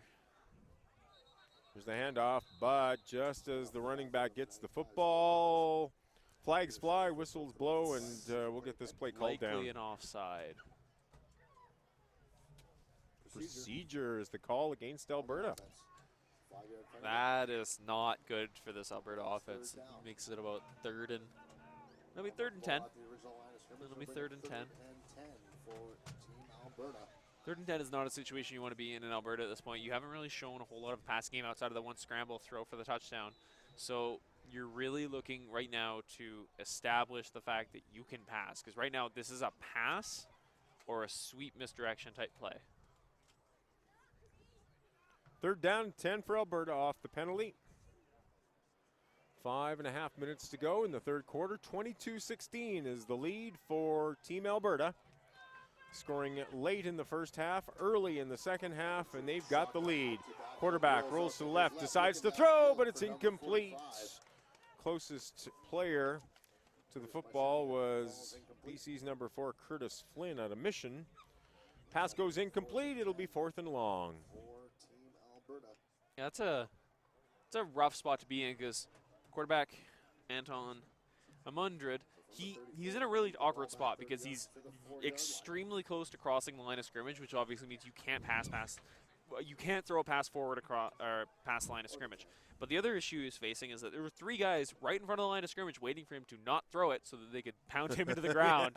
So he was throwing it to where he could, but he was throwing it across his body, so he's in a really weird position. So he tried to throw it over Curtis Flynn's head to his receiver, but he just couldn't make it work. Sometimes you're physically limited in terms of making that throw because he's rolling out back to his left and he's turned away awkwardly. He's trying to throw all the way across his body. Just not a recipe for success. Yep. Didn't work on that one. Avoided the big hit as well by throwing the football. So it is 1st and 10 BC, ball at the 10-yard line. Handoff. He'll cut to the left, get some room to the outside, but then defenders converge on him, and it'll be a short gain for BC as the offense looks so good scoring touchdowns on their first 2 possessions of the game, but since then this BC offense has stalled. Yeah, it has stalled. It's been an issue, I think, with their offensive line. The Alberta D-line has started to figure out the cadence, which means they're getting that half-second advantage because the offensive line has to wait till the ball moves. But as a defensive line, you're allowed to move a little bit before the ball is snapped, like a little bit. So they get this chance on the edge. They're going to get to the quarterback. Gain of 2 on first down. It'll be 2nd down and 8. Ball at the 12-yard line. Far side hash. Quarterback back to pass. Now hands off. No room at all there as he tried to cut out to the right. Again, Alberta quickly into that backfield, and looks like it'll be a loss of 3 on the play. So make it 3rd down and 11 as BC's pinned deep in its own zone. David Van Krijken. That is a name that should strike fear in the hearts of running backs and offensive linemen alike. He just shreds his tackle completely and goes straight for the running back. Just so clean in the way he gets the offensive lineman's hands off him and then just goes straight for the tackle. Looking like a pass here. So 3rd down and 11 yards to go. Ball at the BC 9. Toss to the left. He's got some room to the outside. Now cuts back in. Tries to get to the outside. He's across the 20-yard line. Check that 15-yard line. So it's going to be close to that first down. Yes, he did cross the 20. Wow. And so a gain of about 12 yards in the play for BC, and they'll move the yardsticks. BC records its first down of this second half, and they'll move the yardsticks, get away from that goalpost a little bit more. Mr. Announcer, there are no time for duets, please. No, that was really big run from Garwe. See if they can give him the ball again. Maybe not a sweep, but something to the outside. Or something to the inside. Handoff straight up the middle. No room this time, though, as that Alberta defense, front 4 there, puts up a wall, stops the run. Yeah, they do that. Nothing. They do that with ease.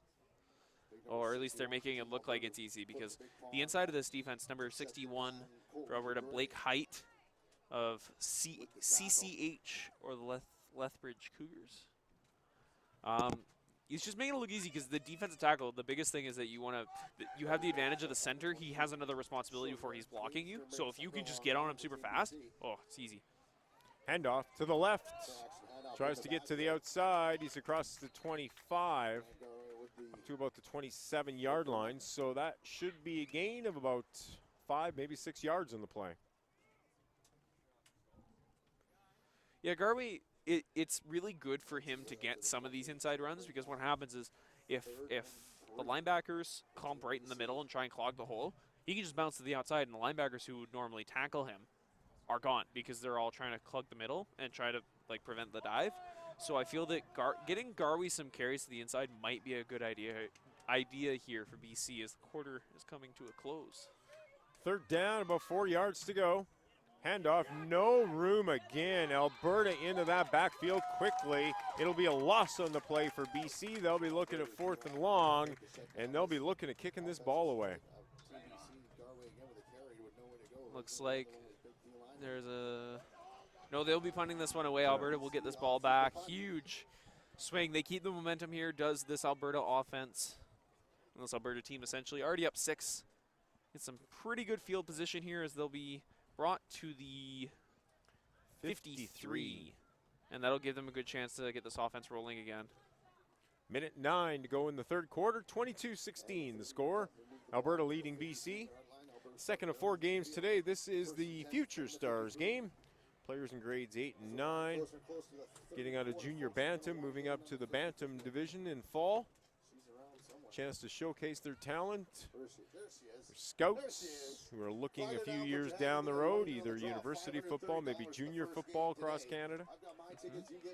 So Alberta goes 1st and 10, ball at its own 53-yard line, approaching the final minute here of this 3rd quarter.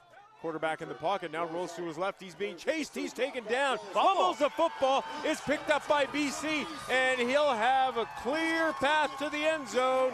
Touchdown, British Columbia number 10, Cade Cole will take this one into the end zone for the major score. That is heartbreaking for this Alberta team. You have a chance on offense. You're going to end out the quarter. You're going to just maybe get a first down before the quarter ends. And as your quarterback rolls out, again, he's in a really, really awkward position where he's trying to protect the ball, but he has to keep it loose because he's trying to throw it. And number 42 with a huge strip on the play. That's Braden Reed from Prince George Secondary School. Makes a great, just fantastic play as he comes around the corner. Gets the sack, gets the strip fumble, and as we saw, Cade Cote of SRT in Maple Ridge brings it into the end zone. That's 2 defensive scores we have in this game, 1 for each team.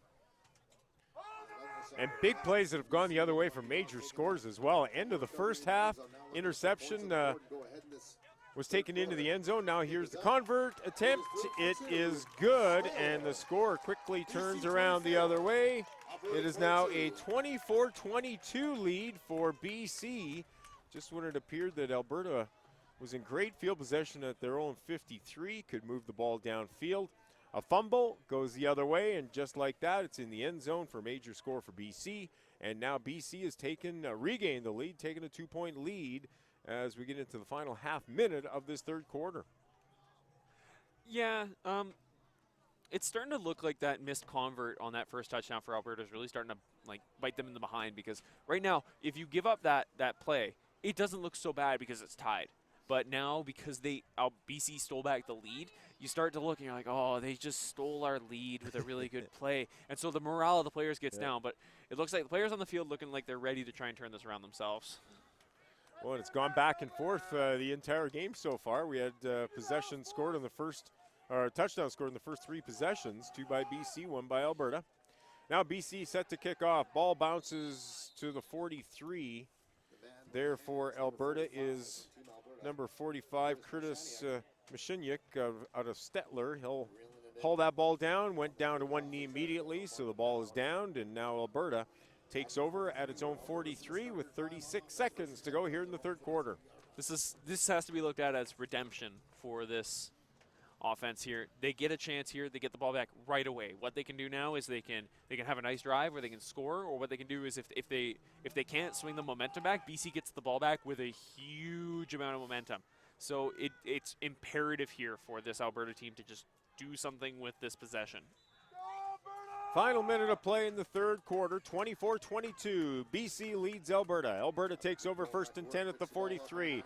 Here's a toss off to the left, but no room to go. The Alberta player is thrown down to the turf. It'll be a loss of about 8 yards on the play. This is an interesting way that Steele Nichols went down. It looked like he went down by the face mask because of the way that he spun, but it was just the way that he was pushed around on the shoulder and he was bumped on the hip. So there was obviously there's no face mask on the play. But there was also an interesting thing that happened is that the defensive end and tackle were tied up behind the play, and the defensive end was throwing up his hands like something had happened. It was Braden Reed. 2nd and long. Handoff, run to the right. Not much room there. He'll try to get back up to the 40. Got to the 39, so give him a gain of 5, but it's still going to be 3rd and about 14 to go. And that is the final play of the third quarter. 24-22, unlike the opening game when BC beat Alberta 46-6. Got a great one here in this Future Stars game. Players in grades 8 and 9 moving up from junior bantam to bantam football. They're putting on a great show for the fans here. Stands are packed here at the Greater Vernon Athletic Park, and they are enjoying today's football game. A 2-point differential as we head to the fourth quarter. No, this is a huge fourth quarter because we've had a fantastic game thus far. We've had offense that's looked really good, 2 touchdowns by each team. We've had defensive scores. We've had, special teams. The kickoffs have been good. Teams have gone for it on 4th down on numerous occasions, and now we're going to see what this Alberta team can do with 3rd and long. Toss back to the left, not much room there. Got the handoff and then immediately was tripped up back at about the 36-yard line. So that will be a loss of about 6 on the play. That is unfortunate for number 47. That is Callum Highland. He had the defensive score for Alberta at the end of the first half. As he was going out for the sweep, what I saw was there was a player, I believe it was number 42, Braden Reed. He had gotten around his man and gotten a chance to chip onto Highland. And he got a chance to push him inside, but it looked like he chipped his leg. And by chip, I mean just like bump. Looked like he bumped his leg and some type of swing, and as he came down on it, it looks like he came down really awkwardly. It looks like they're looking at his knee, which is never, ever a good sign. And then as number 33, that would be Javon Anutushkin. He easy for you to say. Anutushkin. I told you I'd get it wrong the second time. And as he brought him down, Highland had a really hard time getting back up, and now he's obviously being seen by the trainers.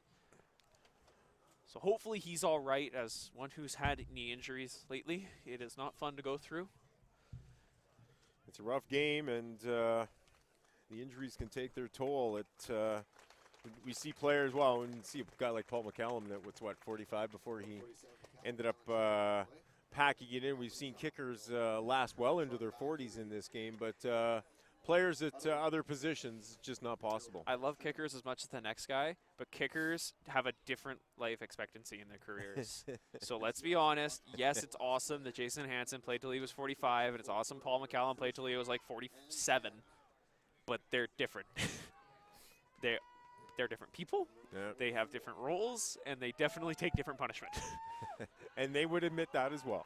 First down and 10 for BC. Ball at the 46-yard line. Room to the outside, across midfield, inside the 50, inside the 45, and down at about the 43-yard line. Big run there for Team BC to kick off this fourth quarter.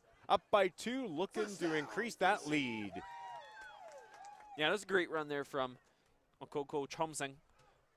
Again, when you get Okoko Chomseng and name is escaping me, Garway working out well, what you can do is you can run Okoko Chomseng for one series, and then the next series you can throw Garway out again or play him at receiver. Right now it is a BA's turn.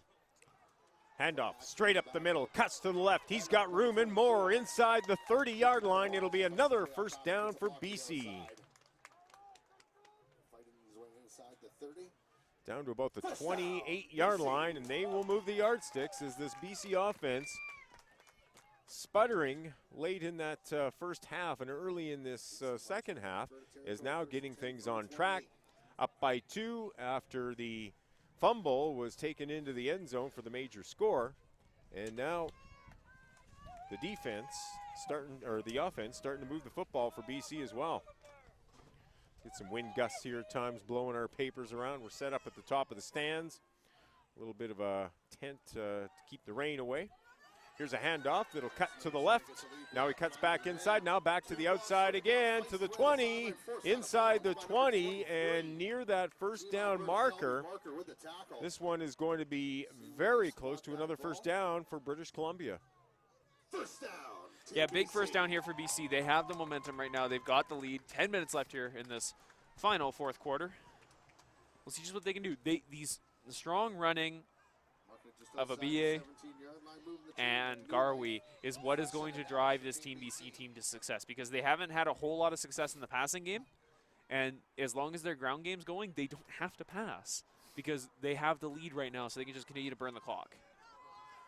First and 10 for BC. Ball at about the 16-yard line. 9:49 to go here in the fourth quarter. Handoff, fumble, picked up again and taken down at about the 14-yard line. So we might have gained about 2, maybe 3 on the play, but lucky break for BC as the player dropped the ball but quickly bounced right back into his hands and was able to hold on for possession. Yeah, no, that's a really lucky break. As some people like to call the footballs an egg shape, and it's actually pretty true. And the biggest thing is that you never, ever know where it's going to bounce. So sometimes when a quarterback, sometimes the snap will drop, it'll literally roll into the defender's hands. There's nothing you can do about it. So lucky break there for the running back. Nature of the beast, eh? Second down, about 7 yards to go for BC. Handoff, nowhere to go there. As soon as the ball was handed off, the BC player was quickly taken down to the turf. It'll be a loss of a couple in the play. Yeah, no, that's just great work there on the defense. That left side, what is the defense's left side? It's just really, really strong. They got good D end, a good outside linebacker. And what they can do is that the defensive end and the defensive tackle can split the guard and running back, leaving that hole open for the linebacker. The linebacker just comes through and plows the running back, because obviously on average your linebacker is going to be a lot bigger than your running back. Then he has a physical mismatch. It was a loss of about 5 in the play, so it's 3rd and 11 for BC, just inside the Alberta 20-yard line. Handoff, straight up the middle, and again, that Alberta defense comes up big. As soon as the player took the handoff, he was taken to the ground, and BC's running game stalling here deep in Alberta territory. Yeah, this is not the place you want your running game to stall. Is that normally what happens is as you get down to the red zone and into these areas of the field, you're going to have your running plays work more because the running or your defense is guarding the goal line. So what you play is those mid type of defenses where you're guarding the mid, like 5-10 yards back. So your running game usually opens up when you get out here. But the thing is that your passing game is dead because you're guarding the end zone. You're guarding that goal line like a line, and then you're going back as you do. So you usually should get good running plays, but it looks like Alberta's just not flinching. No, the holes have not been opened up by that BC offensive line the last couple of plays. It's resulted in losses, and BC will be looking at about a 4th and 13 situation. BC has called the timeout, so players over in the sideline discussing things with coaches, see what they want to do. 7.5 minutes, or check that, 7:50 to go here in this 4th quarter. It's a 2-point BC lead, 24-22, key part of the football game now. BC can move this football and get a first down, chance at more points, and obviously with a 2-point differential now, a touchdown and convert makes it that much more difficult for Alberta, makes it a two-possession, two-score game for Alberta. But if the Alberta defense can continue to be strong and put up a wall as it's done the last couple of plays, Alberta will get the ball back and be down by 2 with half this quarter to go. The biggest problem is that right now they have to both defend and then get out of their own zone. So, like, yes, they can literally hold here and, like, say they cause a turnover, they get the ball. If they don't drive 10-15 yards, there's no point because if the punt's only giving them 30 extra yards. So it gives BC a really good chance. So right now Alberta needs to take step 1 of their plan and stop this. So 4th down and 14. Ball at the Alberta 20-yard line. We'll see what BC can do here. If they can get the 14 yards, hold on to the football. Nope, they're going to fake a kick. What? Now the quarterback is going to roll back, avoids one tackle, no, he doesn't avoid the second one as he is hauled down from behind. It was Alberta's number 52, Matthew Stafford, out of Sixsmith, hauls down the quarterback. As BC set up for the punt, decided to fake it and go for a throw, and it did not work. Why would you fake the field goal there? I cannot support that call. Both, like, sometimes, yeah, you got to make the call from your gut. You absolutely do, but you've never shown that you can kick that well. You're just, like, setting yourself up for a miserable failure. Well, it just didn't appear that Alberta bid on that one. They did not. They did not bite. Expected that it was going to be a pass anyway. Now here's on 1st down. The Alberta quarterback goes to pass, completes it, but immediately the player is taken down. It'll be a gain of about 3 yards on, check that, 2 yards on 1st down. It'll be 2nd and 8 for Alberta. Great play there by the defense. They've run that screen so many times now. I believe that's the 4th or 5th time they've run it, that it's really hard for them not to catch what's going on. And just great play by Jackson Saunders. The lone Chilliwack Giant representing this team here in Vernon. And you can, like, maybe that's just bias because I played for Chilliwack, but, like, really good player in Jackson Saunders. On 2nd down, big run here for Alberta across the 40 to the 45. It'll be a gain of about 15 yards. They'll move the yardsticks with 6:48 and counting to go here in the 4th quarter. Alberta down by 2, but putting up a charge here late in the 4th quarter. That's what they're doing. They got to get this chance here. I don't think they can pull off another 6 or 8 minute drive, but I think if they just get themselves a chance here and maybe leave 2 minutes left on the clock, that won't give BC a great chance at getting on offense. 1st and 10 from the 46, handoff. He'll cut out to the left, gets across midfield, and he'll have about 9 on 1st down. You know, that's a very creative play to run there, is that we've seen those, the fake dive out to the sweep, or the reverse. But the thing is that they haven't been run very crisply up to this point. So that was a fantastically run play there by Alberta, and a great run there by number 89, Dawson Lay. So 2nd down and 1, ball placed right at midfield. Under 6 minutes to go now in this 4th quarter. Handoff straight up the middle, inside the 50-yard line to about the 48. It'll be a gain of 7. It'll be an Alberta 1st down. 1st down, Team Alberta. Absolutely. Another Alberta 1st down. They'll continue to drive 5.5 minutes as the clock is running here in the 4th quarter. So it definitely appears like keep it running So it's just like Canadian rules. If you run it, but you don't get the first down, the clock will run. But if you get the first down, the clock will not run. 1st and 10 for Alberta. Ball at the BC 48-yard line. Alberta down by 2 late in the 4th quarter. Handoff straight up the middle. Inside the 40 down to about the 37-yard line. And that'll be another Alberta first down. That's, again, this churning offense is really, really good, especially once you get McKay and you also get Nichols running really well, is that they're going to be able to churn out these first downs and keep this clock running. So if they keep this up, what they can do is if they get another couple of first downs here, they'll run the clock down to about 3 minutes, and they can probably stall a little bit, and either they can kick a field goal, depending on how much faith the coach has in their kicker, and or go for the touchdown. Handoff on first down, straight up the middle again. Big room inside the 30, down to the 25. And they'll move the yardsticks again as Alberta is on the march with 4.5 minutes to go in this 4th quarter. Alberta down by 2, looking to regain the lead. This is huge there. This drive is going to be very imperative of what this game will be like, but it looks like someone has called the timeout, and BC will call the timeout. This is very smart. Tries to quell the momentum, and he also gets a chance to talk to his boys on defense, maybe get them shored up on something they're missing. Something that the biggest thing I've noticed that changed already is that the moment the 4th quarter started, Curtis Flynn stopped playing cornerback, and he went about 20 yards deep at safety. And I think that's smart, but your defense was doing well without that safety. It's opened so things why up a change little it? bit at the line of scrimmage. Exactly, It definitely has. So maybe go back to the original way it was running, and instead of having Flynn, because Flynn's been great on the cornerback for getting in pressure, especially with the run lanes. But the thing is that without Flynn there, Flynn's 20 yards back. He can't get to the run until it's 15 yards from the line of scrimmage. So he has, whether maybe they switch Flynn and the cornerback up and leave the cornerback back. I don't know which one he switched with yet. I haven't seen the number. But maybe if that's what they have to do to get the run pressure to stop, because this Alberta team is running roughshod over BC right now. They're in control of the football game at this point, no doubt. Another first down for Alberta. We got 4 minutes and 15 seconds to go in the 4th quarter. Bit of rain starting to come down here again at Greater Vernon Athletic Park. It's game 2 of the ABC Border Bowl. 2 more games to come. We've got the Rising Selects at 3:30, the Rising Stars at 6:30 as we progress in age groups.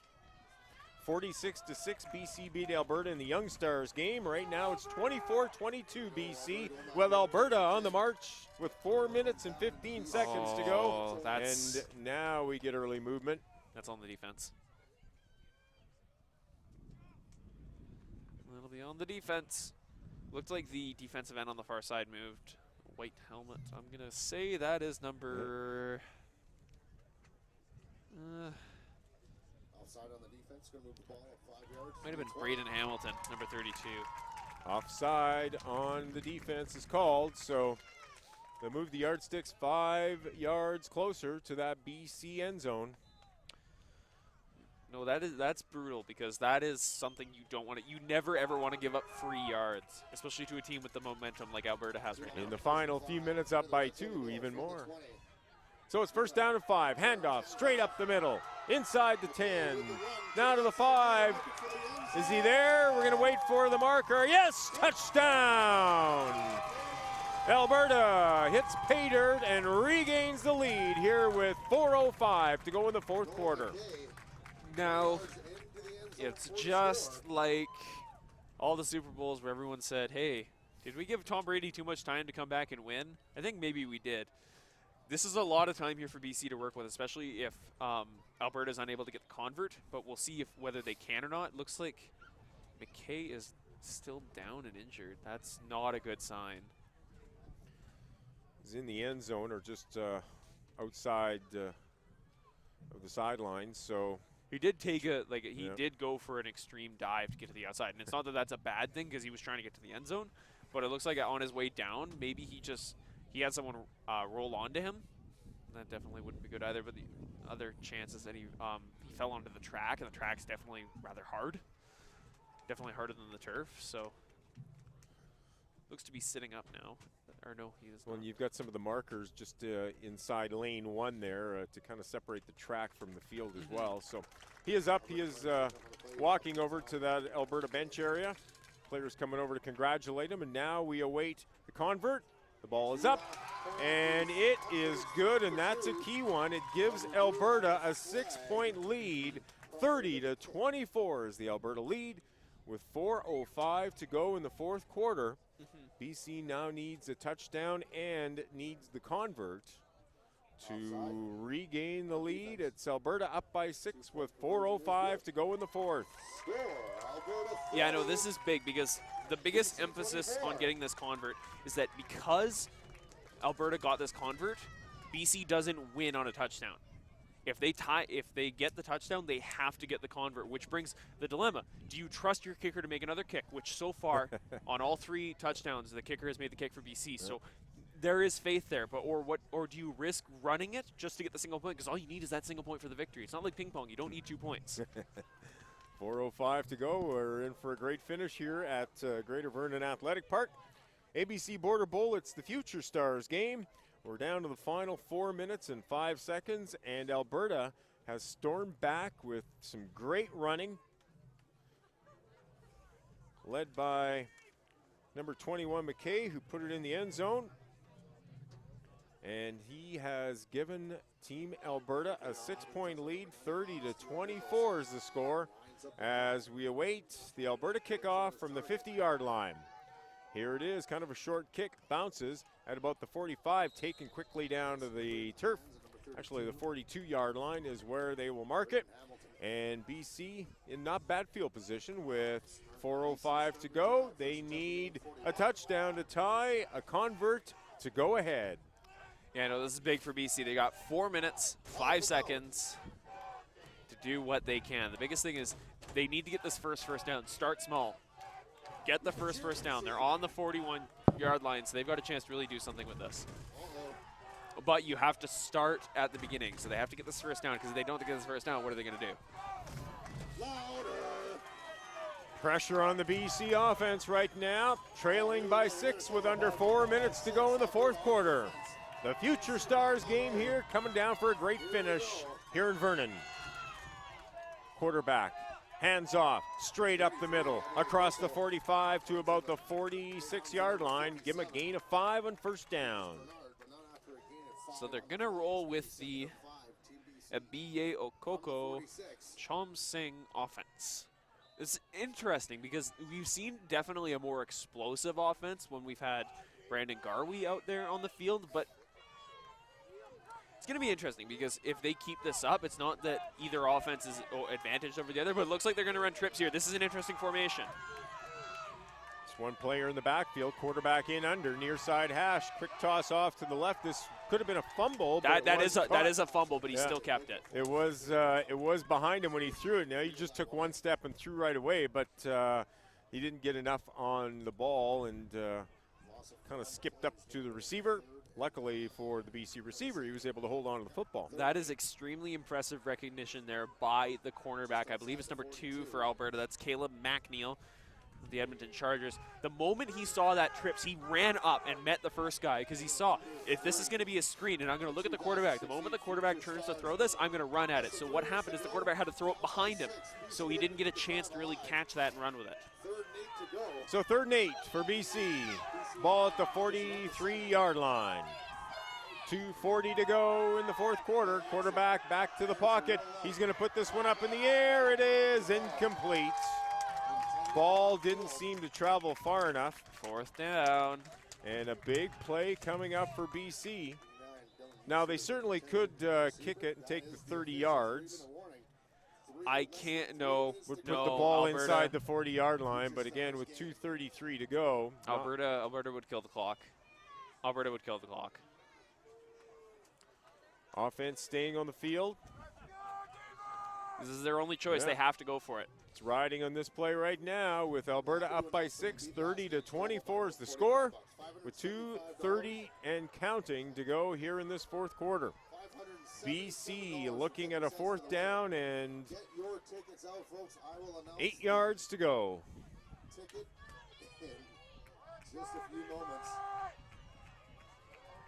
Big play here, play the game so far as BC needs to get at least 8 yards to continue this drive, down by 6 late in the fourth quarter. Here's a handoff. He'll try to cut to the left, get some yards. Oh, and he's going to be very close to the first down. 32 on the end around. Looked like he got across the 51-yard line. Placement of the ball here is going to be huge. Yes, it is first down. He needed 8. He got about 8 and the length of a football, and the drive continues. That is a huge run there by Braden Hamilton. They've got it. This is the first down. They've got this first down. It took them 4 downs, though. They're down to 2 minutes, and the clock is running. They need to hurry up here, because if they're going to go at this pace, they need to hurry up, unless they're going to break it out. But it looks like they're going to stick with a BA, so it looks like they're going to hope for him to just break one loose. First and 10, BC, ball at their own 52-yard line with 1:41 to go. Quarterback, hands off, straight up the middle, across midfield to the 50. Oh, and he could break this one all the way. He's got open pay dirt. He goes all the way. Touchdown. How do you like that? What a play for Team BC. So went into the middle, and all of a sudden it just opened right up, and he had open daylight to the end zone. So what if there's a tie? That I'm not sure. When you were Tim's looking into it. the 2-point convert situation, I was kind of wondering. No, they're gonna go for the kick. This is okay. So this is big. Alberta has to. So I had a guy who I played with by the name of Brandon Took. He used to jump over the center while he was snapping. He'd time out the cadence, and he would jump over the center to block kicks. I don't think Alberta's got the guts to do that, but they've got to do something down, here. It's up. No way. It's good. How do you like that? BC storms back. A seesaw battle that now has BC in front by 2. 32-30 is the score. The fans into this one. A lot of fans here at Vernon right now. Of course, everybody here for the next game as well, still watching this game. So we've got fans for 4 different teams here pretty much standing around the football field, and a great finish to this one with 1:25 to go. BC will kick off from its 45-yard line. It's all come down to the final minute. This love it. Is 1:25 to remember, guys. BC is going to do something here. They're going to have to go crazy. Making the 50-50 draw here. Another draw for over $500. So we've had some big 50-50 draws so far. Well, there's been great crowds, yeah. So there's always the potential for the pot to get a little bit bigger. We're going to narrow this down. It's a white ticket. Players coming back onto the field. White ticket BC set to kick off from its 45-yard line. Wind kind of coming across the field now, so I don't know if it's really helping one team or the other. It was blowing a little more from the south earlier this morning. It's now coming more from the east, more across the field. So Somebody up there has got it. pressure is going to be in the Alberta offense. 1:25 to go in the fourth quarter. BC up by 2. Now we get a whistles blowing, and it looks like they're going to try this kick over again. It looks like the referees were not set, so they could not kick off. Future Stars game coming right down to the wire with BC holding a 2-point lead. In the Young Stars game earlier today, it was BC defeating Alberta 46-6. Coming up, the Rising selects grade 9 and 10 players. That game will start at around 3:30. Then at 6:30, it's the Rising Stars game, players in grades 10 and 11. BC set to kick off from the 45. A squibbler. This one bounces to about the 40-yard line. The player quickly falls on top of it. And that's where Alberta will start with 1:25 left on the clock. Alberta down by 2. Needs to put the ball in the end zone to regain the lead. It's going to be huge. Alberta has the potential to really run these crazy plays, and they have. But the thing is, they've never had the, as we just saw, 40-yard touchdown run. We haven't seen that yet from Alberta. So what they have to do is they have to pull one of those, or they have to pull a couple 20 yards in just rapid succession. So it looks like they're going to try to pass right now. They've changed the pivot to number 16, Matthew Nikulak. So 1st and 10 for Alberta. Ball at the 40-yard line. Nikulak back to pass. He's going to throw long. This one will be way too far over the intended receiver. 2nd and 10. That was there was a definite miscommunication there between quarterback and receiver. It looked like he was trying to throw it more straight down the field, but he couldn't throw it straight down the field because the receiver, that was number 7, Riker Vick, went to the outside. And it's not that well, you can't have a miscommunication, but also the thing is, when you're ever designing plays, you don't want 2 receivers to go to the same area. No. Unless it's a Hail Mary at the end of the game, which that was not a Hail Mary. Because there's still time left on the clock. So 2nd and 10 with 1:20 to go. It only took 5 seconds off the clock. 2nd and 10, quarterback rolls to his right. He'll complete this pass, and quickly the player is hauled down at about the 45-yard line. So a gain of about 5 as McKay hauled in that pass. But as soon as he had it in his hands, he was taken down to the turf for a gain of 5. Yeah, I know. They got to get on this now. Our clock's not running. So it is stop time here in the last 3 minutes. So that is an advantage to Alberta, is that they can run those flat passes just to get themselves in better field position. So now left side is the strong side. We'll see just what they do with it. 3rd down. That's and an illegal. 5. That's an illegal substitution. They're going to be given this first down. Flag flies from the far side of the field. Will BC hurt themselves with a penalty here? No, they definitely did. Up by 2 in the final minute. We'll get the official call. It is an illegal substitution called against BC. It would have been a 3rd and 5. That will move the yardsticks. And it will be a first down for Alberta. Ball will be at their 50-yard line, so they don't gain much in yards. However, they do get a new set of downs. 1st and 10 for Alberta. That's really unfortunate for BC, but they're getting a chance here. It's first down and long. 55 seconds left on the clock. Alberta needs to get 60 yards down the field. Handoff to McKay. He'll roll to the left. He's got that first down inside the BC 50-yard line, down to about the 47-yard line. So a gain of 13 for Alberta. It's first down with 48 seconds to go. Alberta down by 2. That's a good first down here for Alberta. 48 seconds still on the clock. That's a really quick first down. That's something they need to keep going if they want to keep this offense rolling, which as of right now it definitely is. Got to keep the ball moving now with under 40 seconds to go. Here's a handoff. He'll cut to the right side. Now gets back into the middle. Tries to find some room, but he is stopped. Gain of about 5, maybe 6 yards on the play. It'll be 2nd and 4 for Alberta with 32.9 seconds left. Time really getting to be a factor now, as I believe we've got a timeout called on the field by Alberta. So they'll discuss 2 or 3 plays at this point if they can keep the ball moving.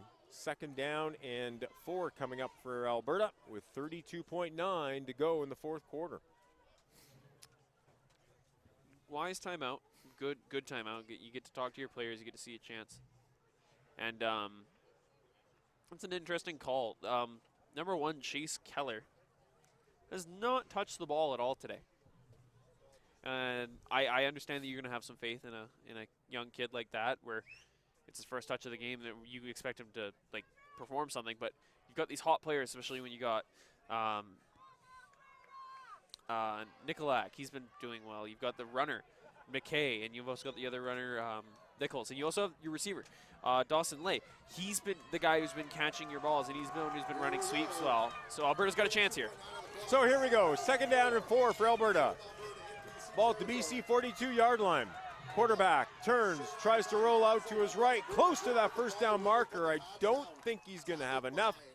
He'll be very close, though, maybe about a half yard short. But again, each time the Alberta team has to take an extra play, it takes that much more time off the clock. We have just 26.3 seconds to go in the 4th quarter. So this is crazy, but they should throw it deep here. They really should. Well, you're 3rd and a foot right now. It's about deceiving the opposition. See if they'll try it. Quarterback, hands off, straight up the middle into the 35-yard line, and that will move the yardsticks, but that took a lot of time off the clock. Just 12.7 seconds left. Alberta needs to get the ball in the end zone. So the only reason I say they should have thrown it deep there is because if they threw it deep and it was incomplete, they didn't have to risk. They had the chance to be able to run it 4th and short anyways. First down. They're going to throw this one long. It's up. It's intercepted by British Columbia. And that Flag on the should play. finish it. Oh, flag down in the backfield. No, it's against Alberta. BC players are celebrating. Man. 2.1 seconds left. BC holding on to a 2-point lead. They'll take over the football, and that should do it. Alberta makes a late charge, but it appears that BC is going to hold on for the victory. That's just spectacular play there in clutch situations from BC. Not the best throw from quarterback Nikolak. He did what he could because his receiver was going towards the inside. So what he did is he had to lead him to the inside, but what happened is Curtis Flynn cut him off. So the throw was put in a really awkward spot for the receiver, but he had a chance to go get it. It's just that it didn't end up working out. It looks like they're just going to take the knee with 2 seconds left. We don't expect they'll put it up in the air anyway, as they did at the end of the first half. 2.1 seconds to go. That would be, some would say, foolish.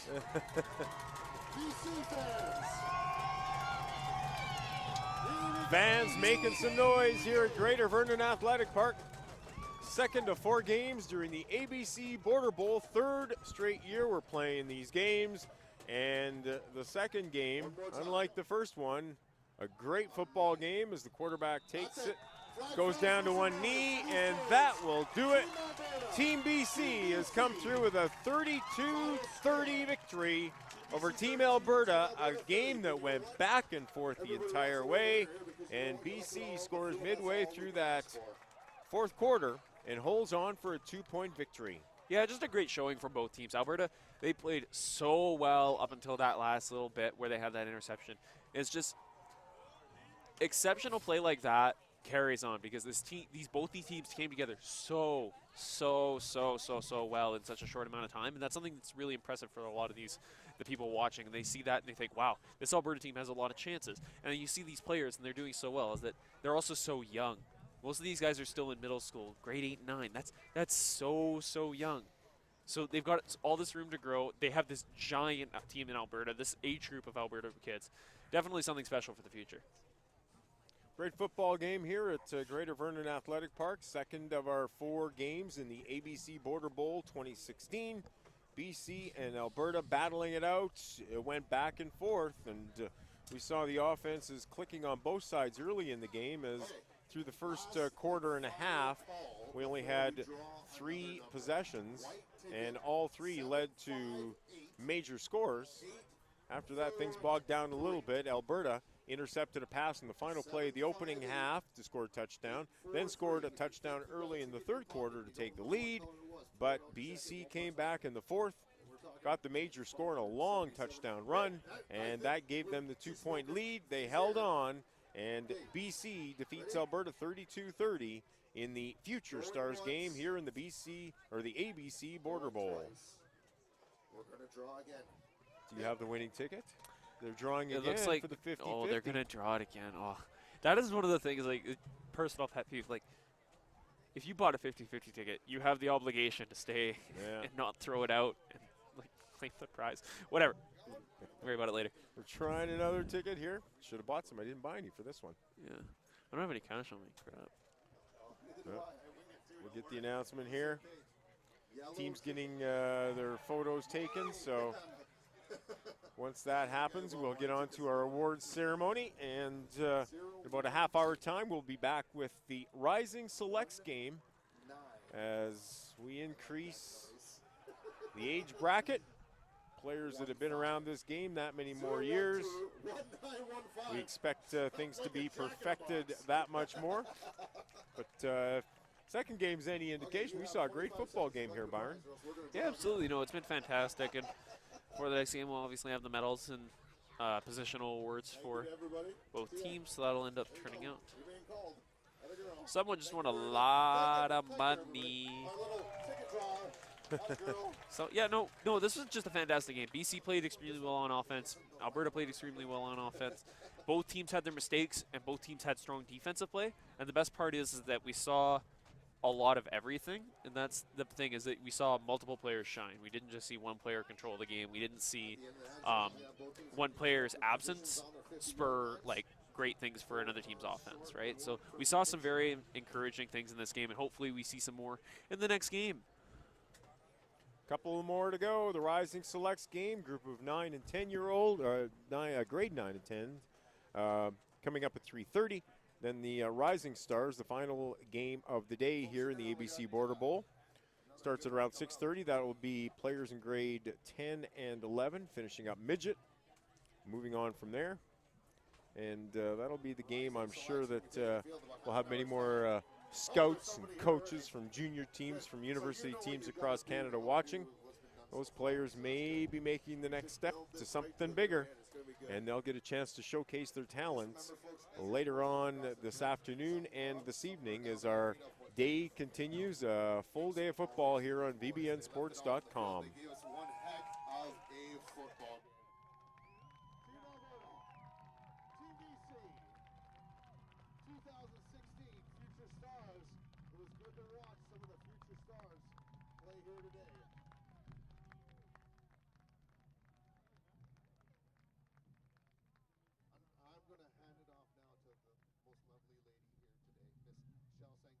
She's the lady pretty much responsible for almost everything that's done here today, and bringing me out. The most important thing, getting me to come. So, everybody, make some noise for Miss Shell Sangera.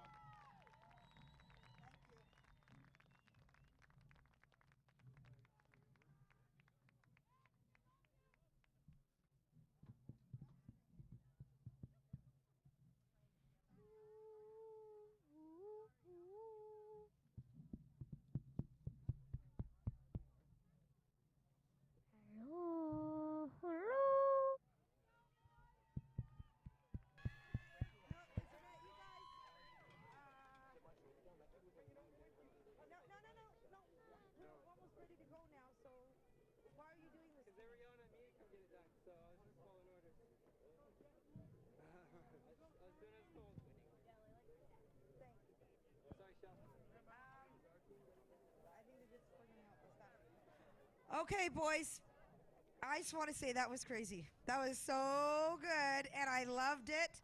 And that's exactly what we want to see. When you guys come on a journey to BC, we want to see the BC players put to work. We want to see Alberta put to work. We want to see an attentive game by you guys. You guys played really well. What do you guys think?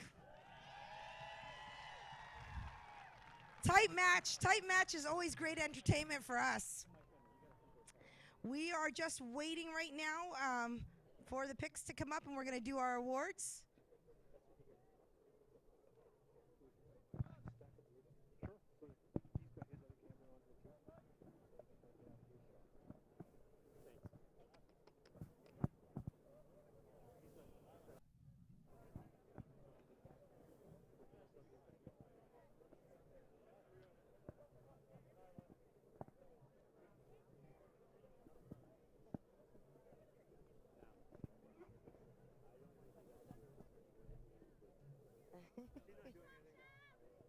Yes, I'm not.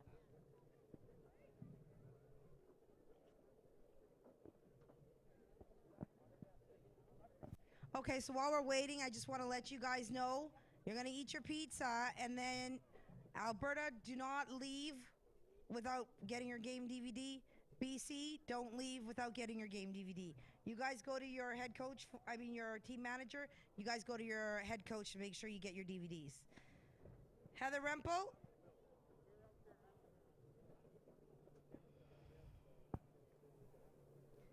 Is Brass done his, you guys?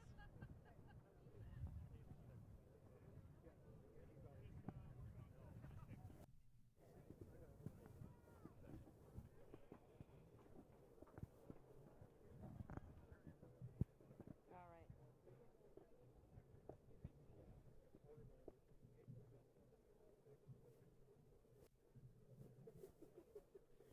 They're still working out there at Geese, I think. So, what are we waiting for? They're bringing paper to me. Oh, I see. Okay. So don't forget to turn around so we get. Okay. He's got a camera there. We got two cameras there. Okay. Okay. We need to face this way. Absolutely. I know you want to look at the boys. You Yeah. look at them. Look at the crowd. Okay, yeah. Thanks. We'll have Okay, you guys, we're on a broadcast.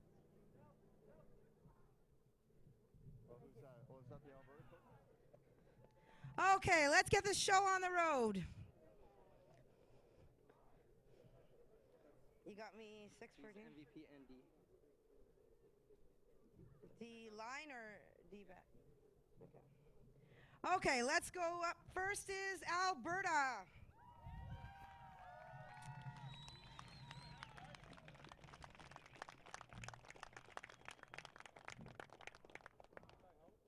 Yes, please.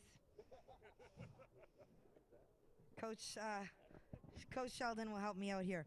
So the first award is going to be for the special teams. It's going to go to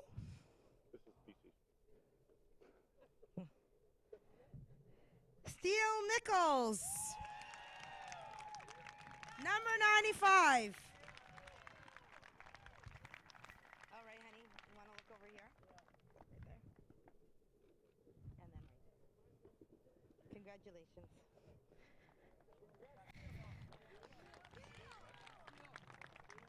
This is this one, right? The D-line award goes to number 74, David Van Cricken.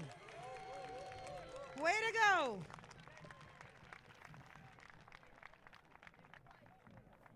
Okay, Han. Come on, where's the love? Okay, right there. And then, yeah, over there. Okay, thank you. The O-line award goes to number 60, Jacob Weller.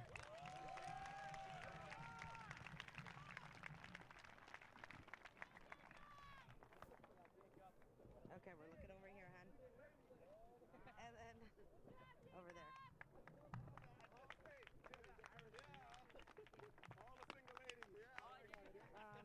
That's the DB, right? Where's the OB? No, this is D-back. Okay, so, and he's the OB. Okay, so what's the other one, the OB? Okay, so then we're done, right? Yep. Okay, the offensive back award goes to number 21, Noah McKay.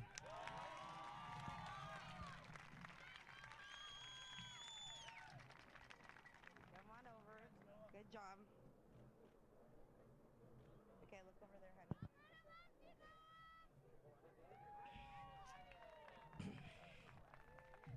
Okay, I guess this one, next award's gonna be a double up one.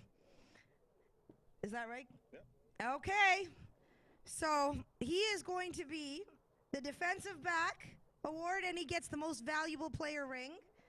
It goes to number 47, Caleb Highland.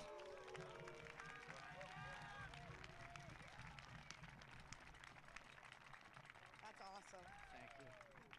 Okay, we're gonna look over there. Okay, do that one, and then do your MVP. Okay, now we'll undo the ring. No, she's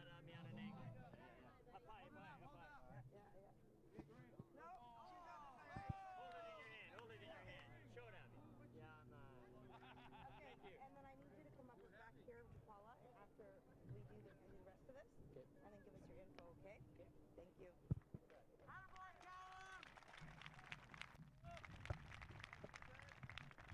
All right, BC. This doesn't make sense. I need somebody from to help me. Okay, for British Columbia. Which one are we doing for special teams? Yeah. Yep. Number 25 Special Teams Award goes to number 25, James Grimison.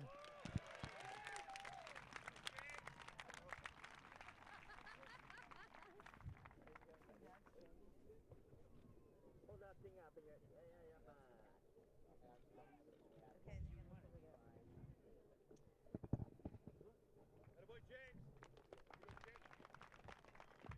Okay, so we're gonna. The O-line award goes to number 45, Jared B. We're gonna walk, Jared. We're gonna walk together. Okay.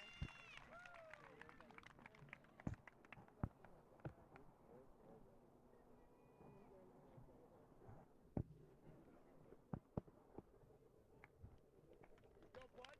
Hey, warrior. Hey, you're a warrior. I met this boy in August, and I loved his eyes. I'm so happy to say that all the way from Prince George, number 42, Braden Reed, gets the D-Line Award.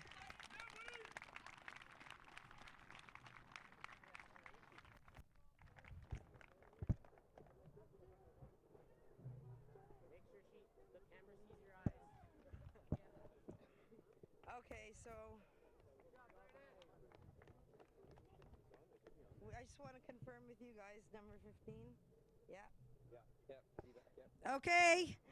For the Defensive Back Award for British Columbia goes to number 15, Samuel McPherson.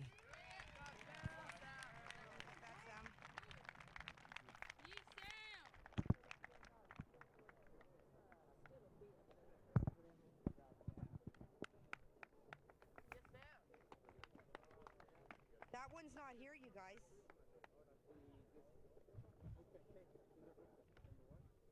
Go back. Go back one. Is this one? No, Brandon. Oh, is that 0? Is he 1 or 0? Who's it for? Brandon, the running back. Okay. No. Go back. No, he's MVP. Oh, okay, yeah, sorry. ABA. No, that ABA's MVP. Okay. Yeah, so Brandon. So the Offensive Back Award goes to another boy from Prince George, Brandon Garway.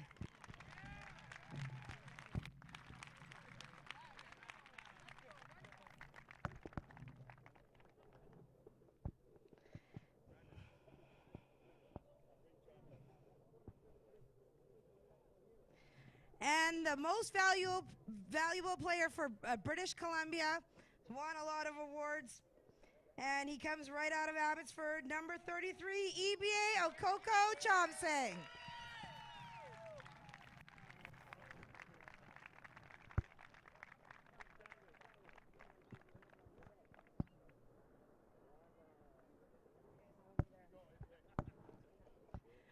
All right, Alberta, you did fantastic. Coaches, you guys had them. You had them. Great competitive coaching, tight race, good match. You guys should be proud. You guys should be proud. You brought it. Bring it again next year and make it better. This was fantastic. Give yourself a round of applause. Really, truly a great game. So, can I get the captains of BC, please?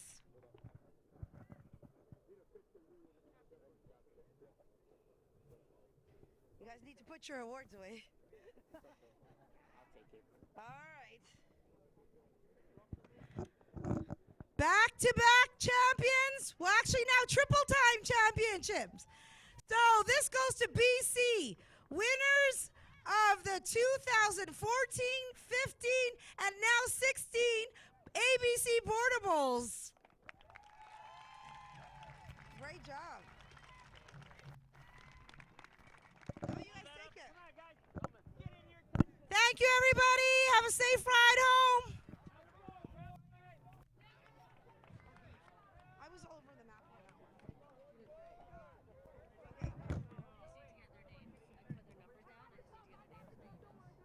It's okay. I think we can do the emails. You got the numbers down. We just put the names.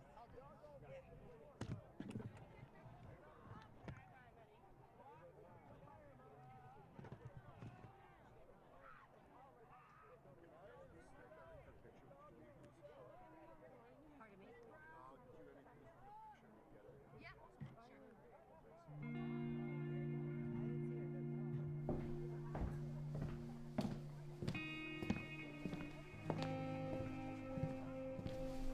It's the feeling you get when it all rushes back.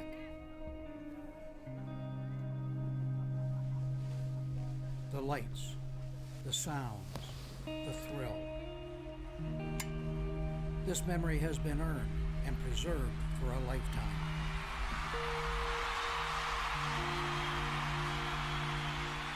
Every ring has its story. What will yours say?